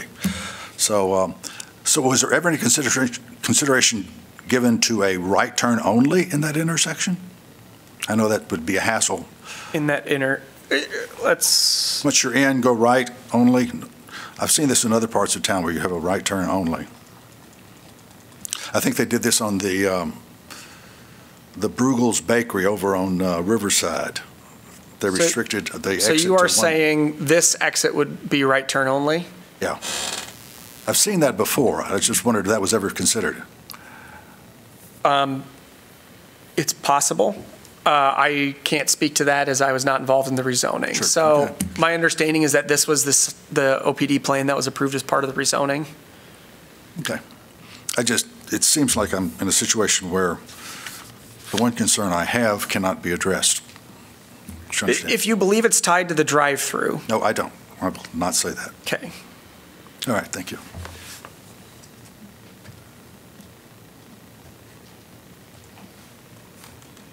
Okay, sorry. Any more questions on traffic while I'm queuing through? Okay. So the sixth standard, that's a general standard, is related to that it conforms with all other applicable standards. So in this case, minimum parking requirements are definitely met. They're based on, the spaces that are shown are based on full build out of the site, which would include 10 spaces on lot 1 for the coffee shop, 31 spaces on lot 2 for the proposed mixed-use building. At this time, again, there are no plans for that mixed-use building, so the site would be overparked for a while as part of that. The site plan includes an area for bicycle parking, and it does protect steep slopes in compliance with that sensitive areas development plan as well. In terms of other standards, staff looked over this and provided comments to the applicant and would also ensure that the proposed development conforms with applicable zoning standards during the subsequent site plan review and building permit review. There would also be the construction portions that were reviewed at final plat as well. So there would be additional staff reviews where everything would be made sure that it was conforming to our standards. So based on that, staff believes that this criteria is met. And then finally, the proposed plan must be consistent with the comprehensive plan, which is IC 2030, designates the subject property as public-private open space in the future land use map, primarily because there are regulated slopes on the site. However, it does note that the neighborhood design principles should be considered when interpreting the land use map. That includes alternatives at major intersections of especially collectors and arterials, considering things like neighborhood commercial or multifamily. There are also numerous goals supported by the project, including the provision of quality compatible infill, diversity of housing types, neighborhood commercial areas within a walking distance of other homes. In terms of the Northeast District Plan, it doesn't really contemplate the subject property, so we don't have any guidance from that. But because the rezoning was pretty recent, the council did find that the project was consistent at the time of rezoning in terms of the zones that were proposed. So they approved it with the OPD CC2 with this concept, and that was in March of 2023 again. And they also approved that SADP, the Sensitive Areas Development Plan, with regards to impacts to critical slopes in terms of the comp plan's desire to protect sensitive features. So kind of going to that public open space, the portions of this site that should be protected are being protected as found by council. So based on that review, staff does believe that this criteria is met. So I did want to note that we got one piece of correspondence that was later. You have it before you, in front of you today. I also forwarded it to you prior to the meeting. A Doug Hladek, who lives north of the proposed use, he noted that he was concerned with the traffic congestion and that the traffic as it interacts, especially with the fire station, were his concerns. So with that in mind, with these findings, staff does continue to recommend approval of EXC 23-0003. That would be for both a drive-through facility that would be accessory to a coffee shop and the drive-through facility accessory to an ATM in a community commercial zone for the property south of North Dodge Street, west of North Scott Boulevard, subject to one condition, and that is that the pedestrian routes be permanently demarcated using integral dyed concrete, alternate paving materials, or other permanent methods as approved by the city engineer prior to site plan approval. So that is the staff's recommendation. If there are other concerns, things like the screening, for example, typically, what would typically occur if the trees went down and they no longer meet the standards, if there was a complaint, they would be required to meet the standards. That's typically what would happen. But it would be on a complaint basis. So triggered by a complaint. Typically, or if there were changes to the site and staff noticed that the standard is no longer met, that's typically where you'd see those sorts of changes. But again, I just want to note if that's a concern, you can, request a conservation easement as part of the final plat or what have you, and I can help you craft if that comes. So at this time, staff only recommends that one condition, though. But with that does conclude staff's presentation, so I'm happy to answer questions. I know I've been answering throughout, but I'm happy to answer more questions. With a conservation easement, then those trees would always remain there? Yeah, so typically what would happen is there would be an agreement as part of the subdivider's agreement that would state the trees need to remain in perpetuity, et cetera. There are cases where we have a conservation easement, trees get cut down, and in those cases, staff would require replantings, et cetera. So sometimes, especially as you get multiple owners, you mostly see it in residential areas where they don't realize there's a conservation easement. That does happen from time to time. But that's what a conservation easement would provide legal protections that would be incorporated in the plat. At the back of those lots, isn't there a slope?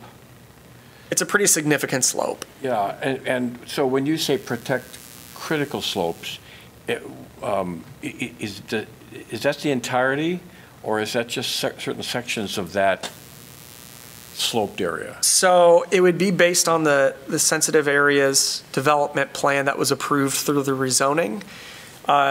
In terms of when I say critical slopes, there's a specific code meaning to that where it's above a certain grade.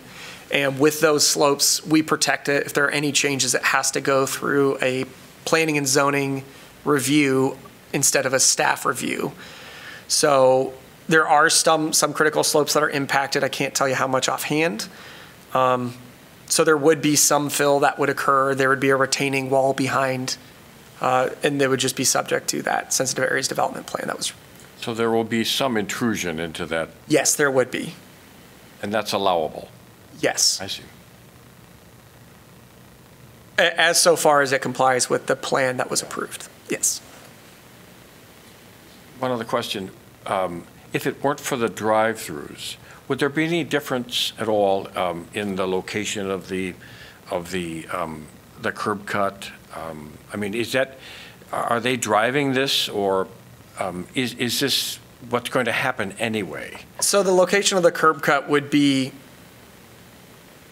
likely occur there anyway, yeah. Primarily because it's directly across from North Dubuque Street, so you already have the intersection. So from a staff perspective, you would expect an access point there anyway.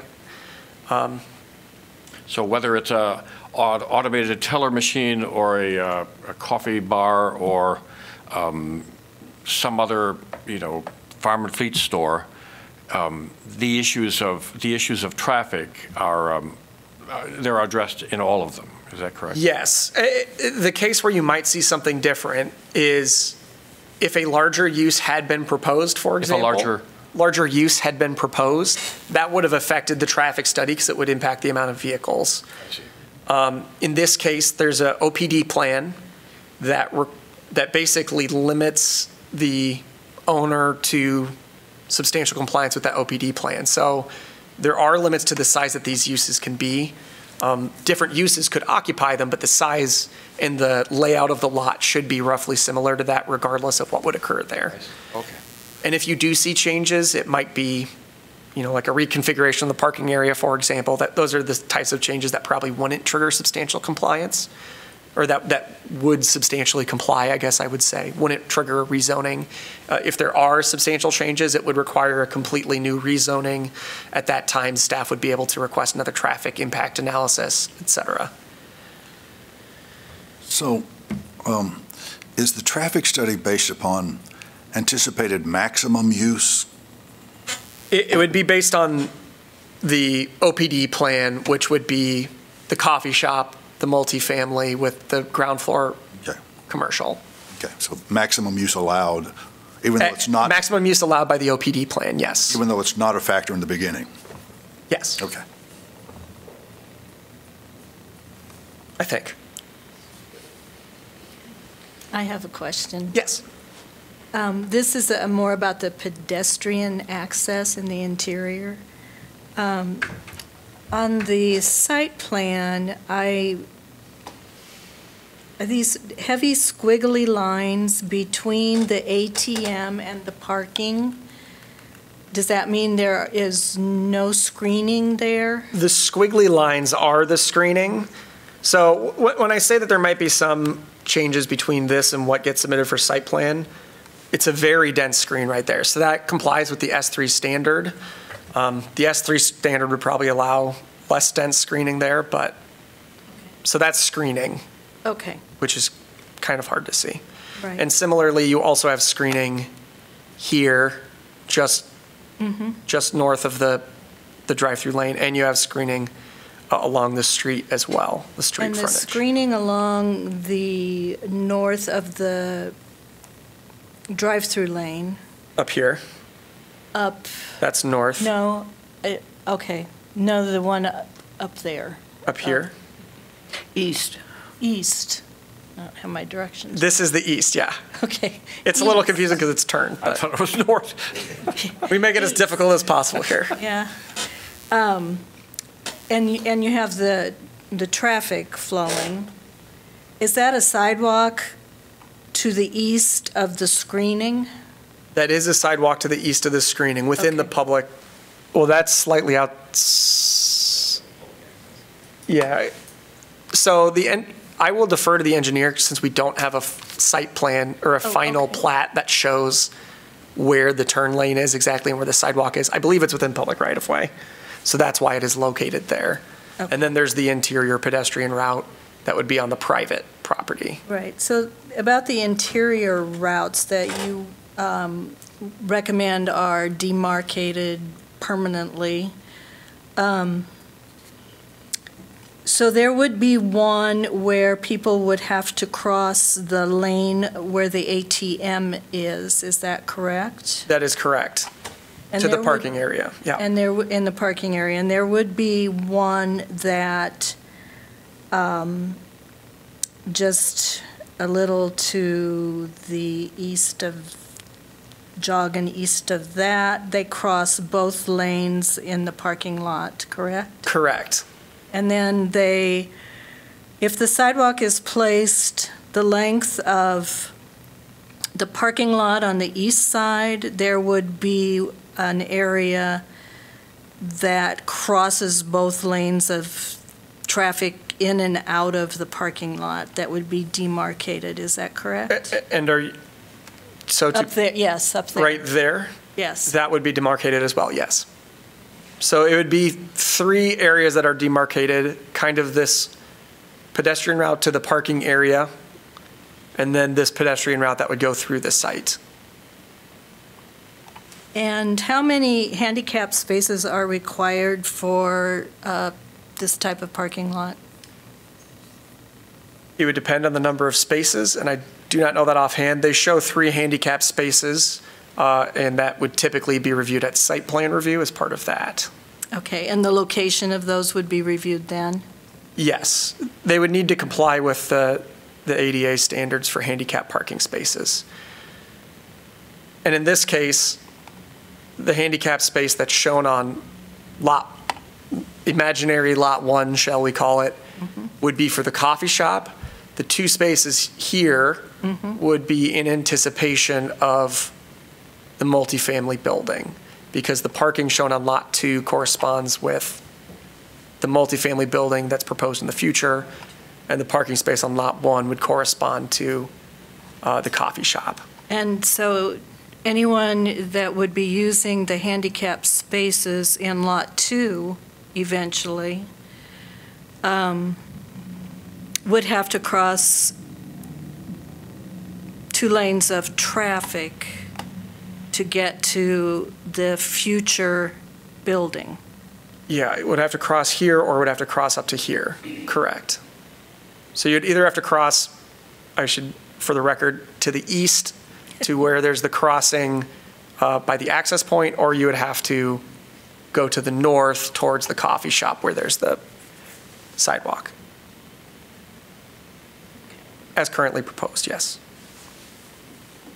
And who has impact on those crossings, the placement of crossings? Sure. So it's based on the site development standards for the CC2 zone. There's a standard that there be pedestrian walkways. If you'll give me a second, I can give you the actual. Anyway, between buildings, between parking, that's essentially where the pedestrian walkways are required.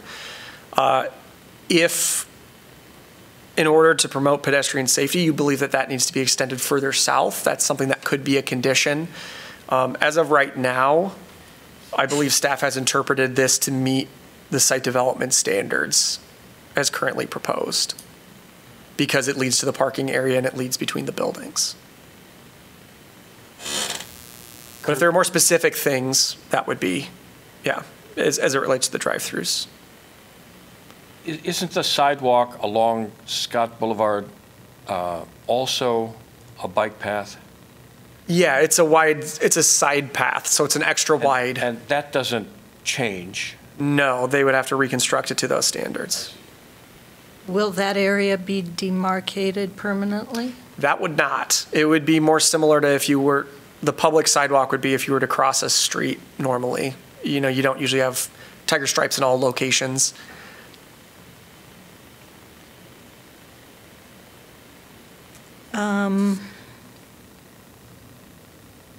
Let's see. I was thinking I had another question.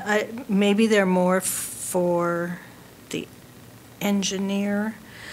Do you know the hours of operation of the coffee shop? I do not, but that's a great question for the applicant. And do you know, is there indoor seating in this coffee shop? I believe there is, yes. Okay. And an outdoor patio as well.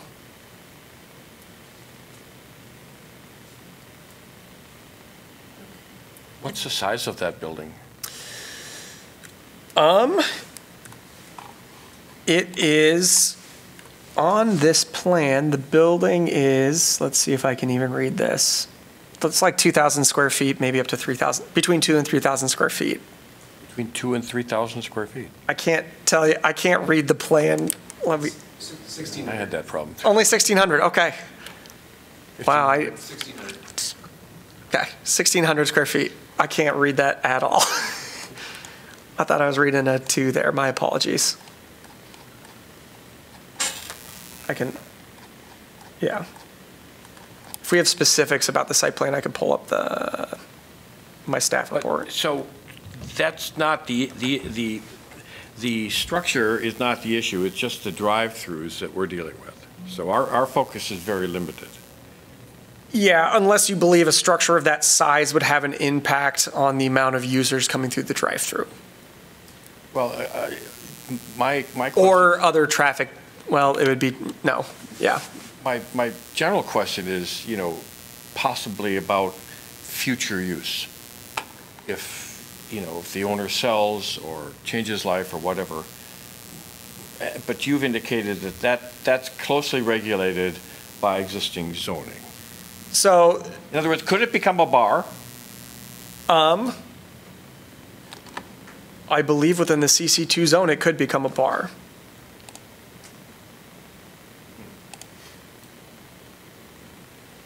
So it could become a bar with a drive-through? It could become a bar at the drive-through. Now, whether that's Not a bad legal, idea. that I can't answer. And let me just confirm that before, but I believe that it's an allowed use. I can read through some of the uses if you'd like. It's pretty much most commercial uses that you would expect, could include indoor commercial recreation, drinking establishments provisionally, but I believe the provisional uses are primarily related to stuff near downtown. Eating establishment would have no additional standards. It could be an office. It could be quick vehicle servicing use, like a gas station might require a special exception, or it would have additional standards with it. Alcohol sales-oriented retail would be allowed. Hospitality-oriented retail, delayed deposit service could be allowed provisionally. I believe the provisional uses are related to spacing standards between that and surrounding uses. But the parking requirements wouldn't change through any of those uses. The parking requirements are most restrictive for restaurants. I see. For eating and drinking establishments. And so this is the most restrictive parking use that we have. I see. In terms of the drive-through, I mean, you might see changes as to what the use is and what, like if it turned into a bank that had a bank drive-through, you'd probably expect less use than you would for a coffee shop. If it turned into, say, a Taco John's or something, it might have, it can vary based on the specific use. But those, what you would be allowing is you'd be allowing this drive-through use. That's what you're looking at. With the knowledge that the use could change for what the drive-through is servicing.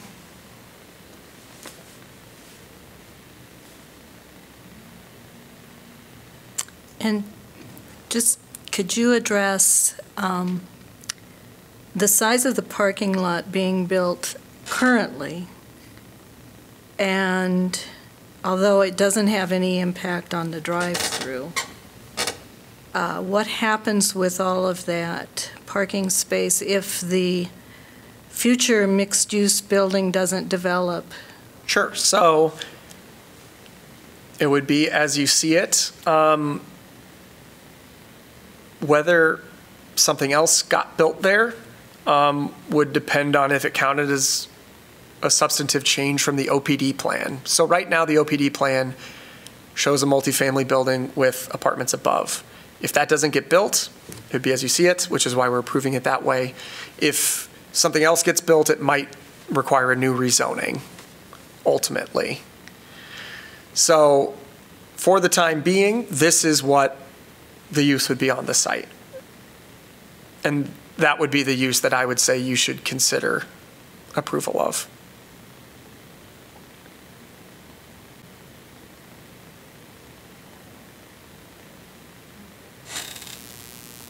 No more questions? Anybody else have any questions? Okay.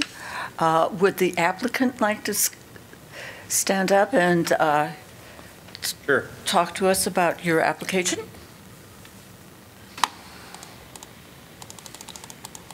My name is Mark Holkamp, and I'm the applicant. Scooter's Coffee, to answer your question about food, don't worry about the speed part. The mantra for Scooter's Coffee is amazing drinks, amazingly fast. So. Wait. I'm hard of hearing. Oh, sorry. The Scooter's Coffee mantra is amazing drinks, amazingly fast, and that's the same thing for food too. So we have breakfast sandwiches, burritos, all kinds of different food options, cinnamon rolls, all that stuff too.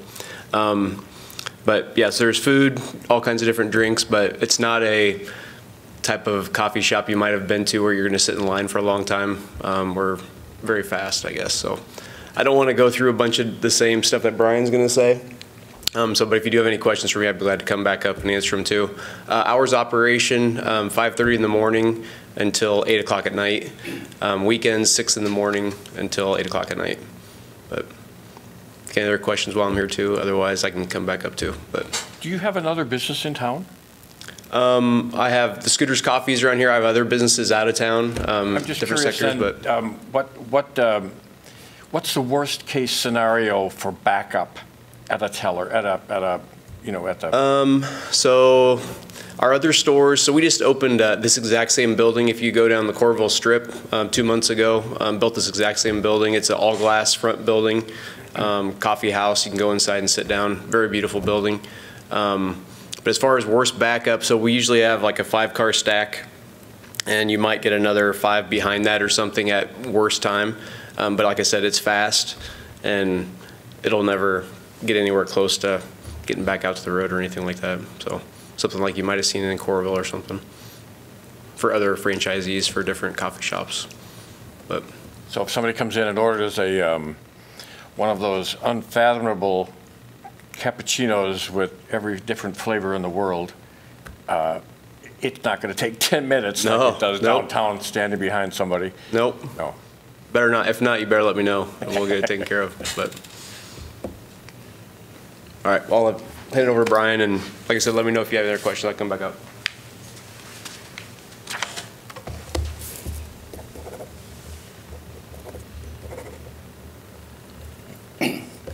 Good evening, Board. Brian Belk, Axiom Consultants, here, the engineer on this project. Kirk, thank you for the detailed description and everything. Great job. I think you answered a lot of things that I was already going to tell you about. I will try to hit on a couple things that I heard anyways.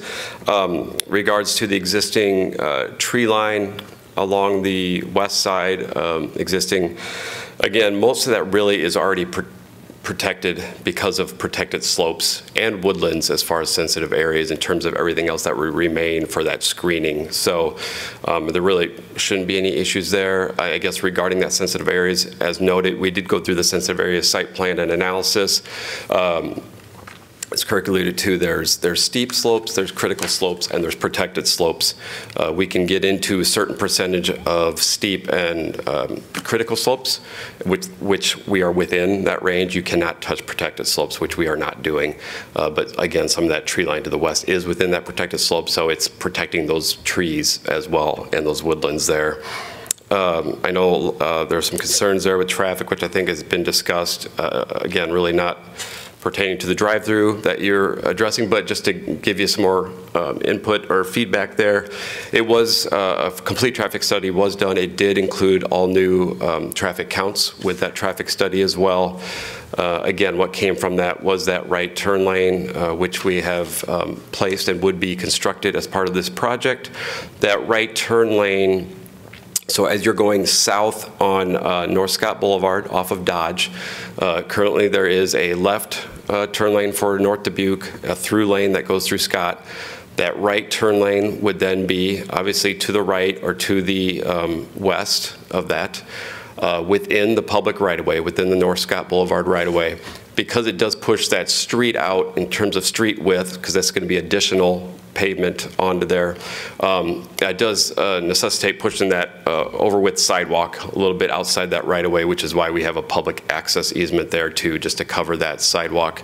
That does get a little bit into the private property itself, but that sidewalk would be installed again as part of that connectivity.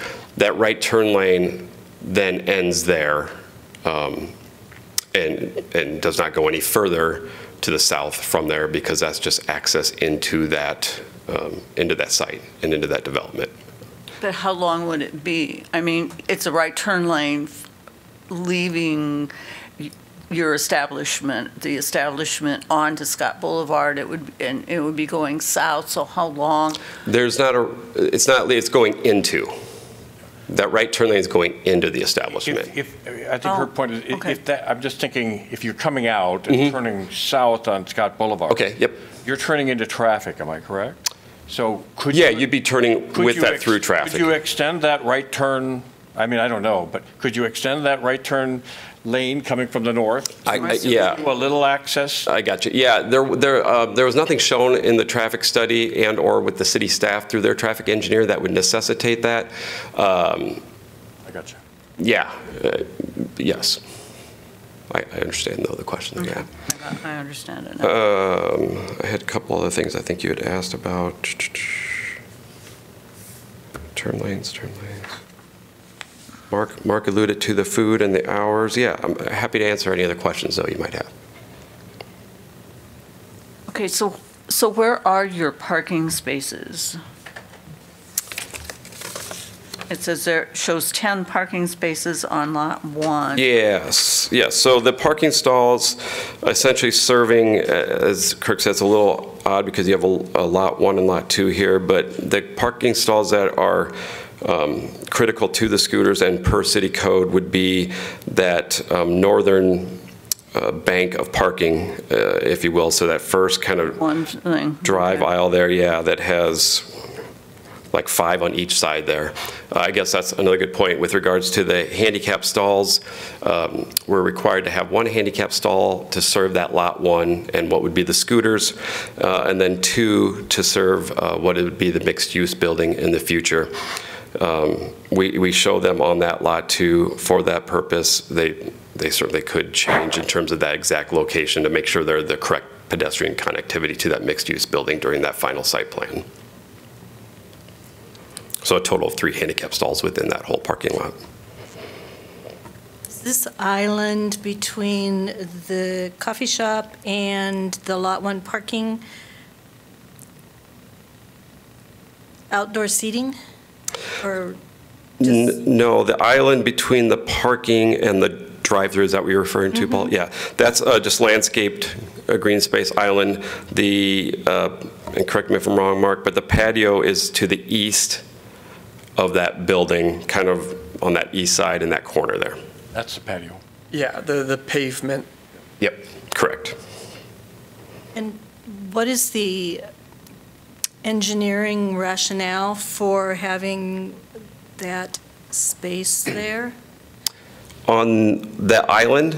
That island, yeah. Yeah, a lot of it's really just created really to get that turning movement and to get that drive aisle space for that drive-through, a proper turn for vehicles to make that turn. And that separation there. It also provides a little bit more of that open space, green space, just in terms of look and not too much paved area as well. And so then approximately how far is lot 1 parking that's used for the coffee shop, about how far is that walk? Yeah, sure. That'd be probably about 60, I'm gonna say roughly about 100 feet from the furthest south parking stall there of that bank.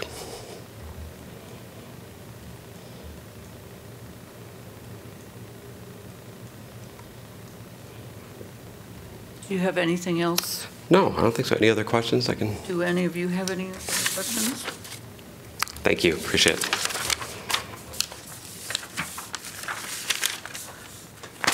Okay.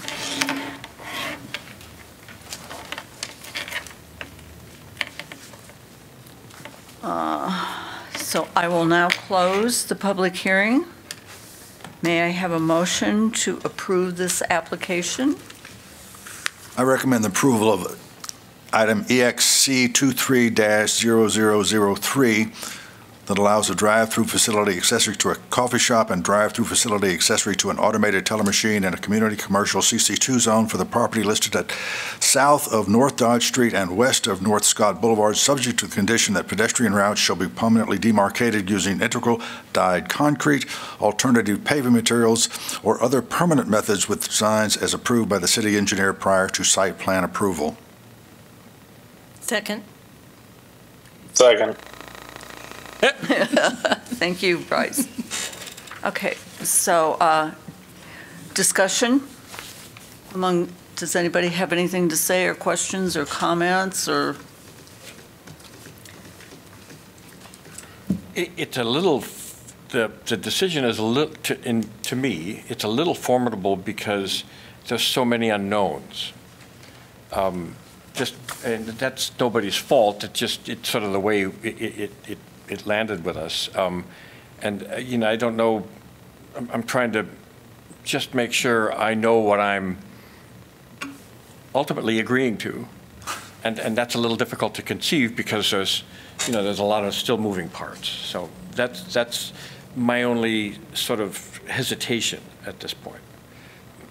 And that, but I'm sure your next statement would be that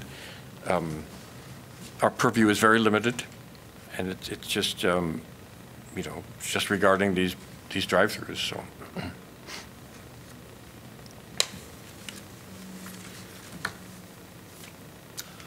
The only reservation I have about this application, I've expressed earlier about the entrance, and that is something that basically has been decided before it got here.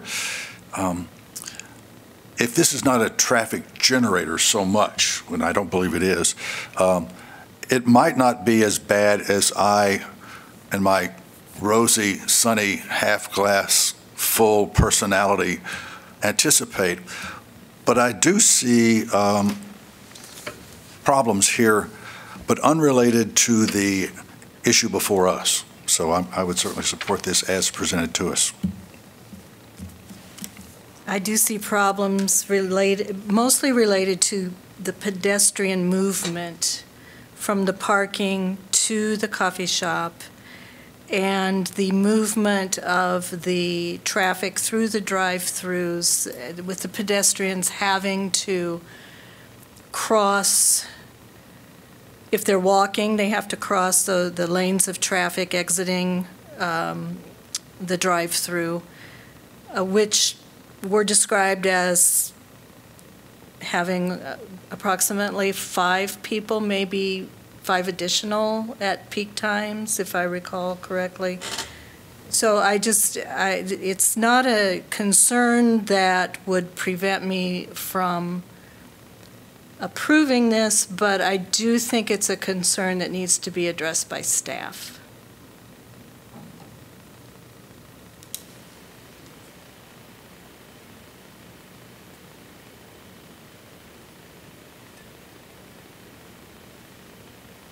I, like Larry, I'm concerned about the exit, and that has nothing to do with you. That has to do with the situation, and I'm concerned about what could happen there. But they, down the road, they can put in a stoplight or they can put in a roundabout and deal with that situation. Putting the aisle in the middle might actually possibly help slow the traffic down a little bit. I don't know if it would or not. I know when they put the island in on Muscatine Avenue, that doesn't have as much traffic as Scott Boulevard, but it did act as sort of a place, a thing where the street was not as wide, and it has had an effect on the speed of traffic. So I can't tell. I can't foresee the future. There are some things I am worried about that, and I am sort of worried about some of the internal logistics of the traffic and the pedestrians. But those are my own feelings, and they probably would not make me not vote for it. So I'm just concerned. Can I ask one? I'm sorry. Can I ask one other question to staff? Can he? Well, it depends on the question. I mean, the public hearing is closed. Okay. So, yeah. I'll ask you. You can ask it, and we'll see if we can answer it. Maybe. It goes to this question of access. If that's reserved spaces for a potential multifamily mixed-use dwelling, where would they access? Would they go in the parking lot? They wouldn't have any access off of that entranceway, would they? No. Okay. It would be through the parking my area. assumption, but I want to make sure of that.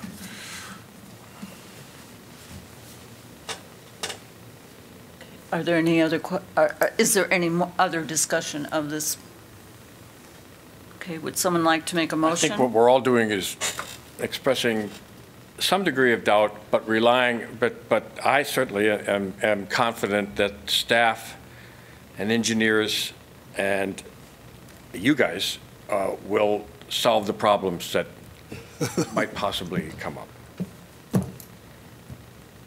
So I'm putting a lot of confidence in everybody else. Yeah, go and sin no more. Would someone like to make a motion? Nancy, there's a motion already on the floor and seconded. It's just the findings of fact. Okay. Would someone like to put forth the findings of fact then? Do we do the, okay, so we get to this, what I'm trying to get to is the No change of findings of fact or conditions. Would someone like to make a motion for that? Or regarding, let's see, what is the item? Oh, regarding item EXC 23-003, I concur with the findings set forth in the staff report of, what was the date? Today, the 12th. Okay, the 12th. And conclude that the general and specific standards are satisfied. Unless amended or opposed by another board member, I recommend that the board adopt the findings in the staff report for the approval of the special exception. Second, I agree. do we have to have a roll call vote, or can we just vote? Well, it would be the vote on the motion at that point. Yeah, now you can just go to the main motion. Okay. Which is the approval of the application. Yeah. So you could have a roll call. Okay, so do we approve the motion? Carlson? Yes. Parker? Yes. Russo? Yes. Swigert? Yes. Baker? Yes. Okay. The motion is declared approved. Any person desiring to appeal this decision to a court of record may do so within 30 days after this decision is filed with the city clerk's office. The next order of business, thank you, is the minutes from our last meeting.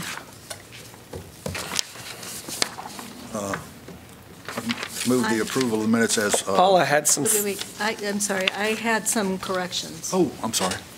that I submitted, and Yes. I don't have with me. I have them. I'm glad you have. I am too. So the corrections that she had noted were on page 10, the last paragraph of the page. Carlson stated she personally thinks should be Swigert. And page 24, the second paragraph following Baker seconded the motion. In quotes, Baker said he doesn't have strong feelings, change Swigert to Carlson. So those were the, just switching around some people, and I will make those changes. Well, Okay. if it's a positive motion. So may a motion, Minutes as amended. would someone make a motion to accept the minutes with the changes that Paula made? I move we approve the minutes as amended. I second it. Simple vote, yes? Yep. All those in favor? Aye. Yes. Aye. Yes. Okay, is there any other business that we need to deal with before the board tonight? So the only special announcements I had were, I guess our next meeting is now April 19th at 5:15. It will be the same time as Planning and Zoning Commission, so we can't do it here. I will try to do probably the public library or the senior center, and I will let you know. I will probably try to publish the packet tomorrow morning, I think, because I will be out of the office Friday. It will be basically the same packet that you have. I'll include all the correspondence, and I'll have the location on that, and I'll be sure to inform you about it as well. So I think that's other than that, our next meeting is May 10th. We have a presentation by council. We have an application, I believe, that we'll be considering.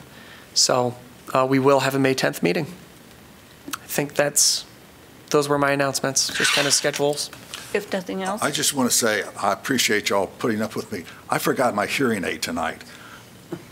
I'm doing cartwheels trying to turn my head to You did great. listen to two different conversations at the same time. So I appreciate your patience with me, and I will wear them the next time. Thank you. Thank you. Okay, if nothing else, the meeting is adjourned. Thank you. Thank you.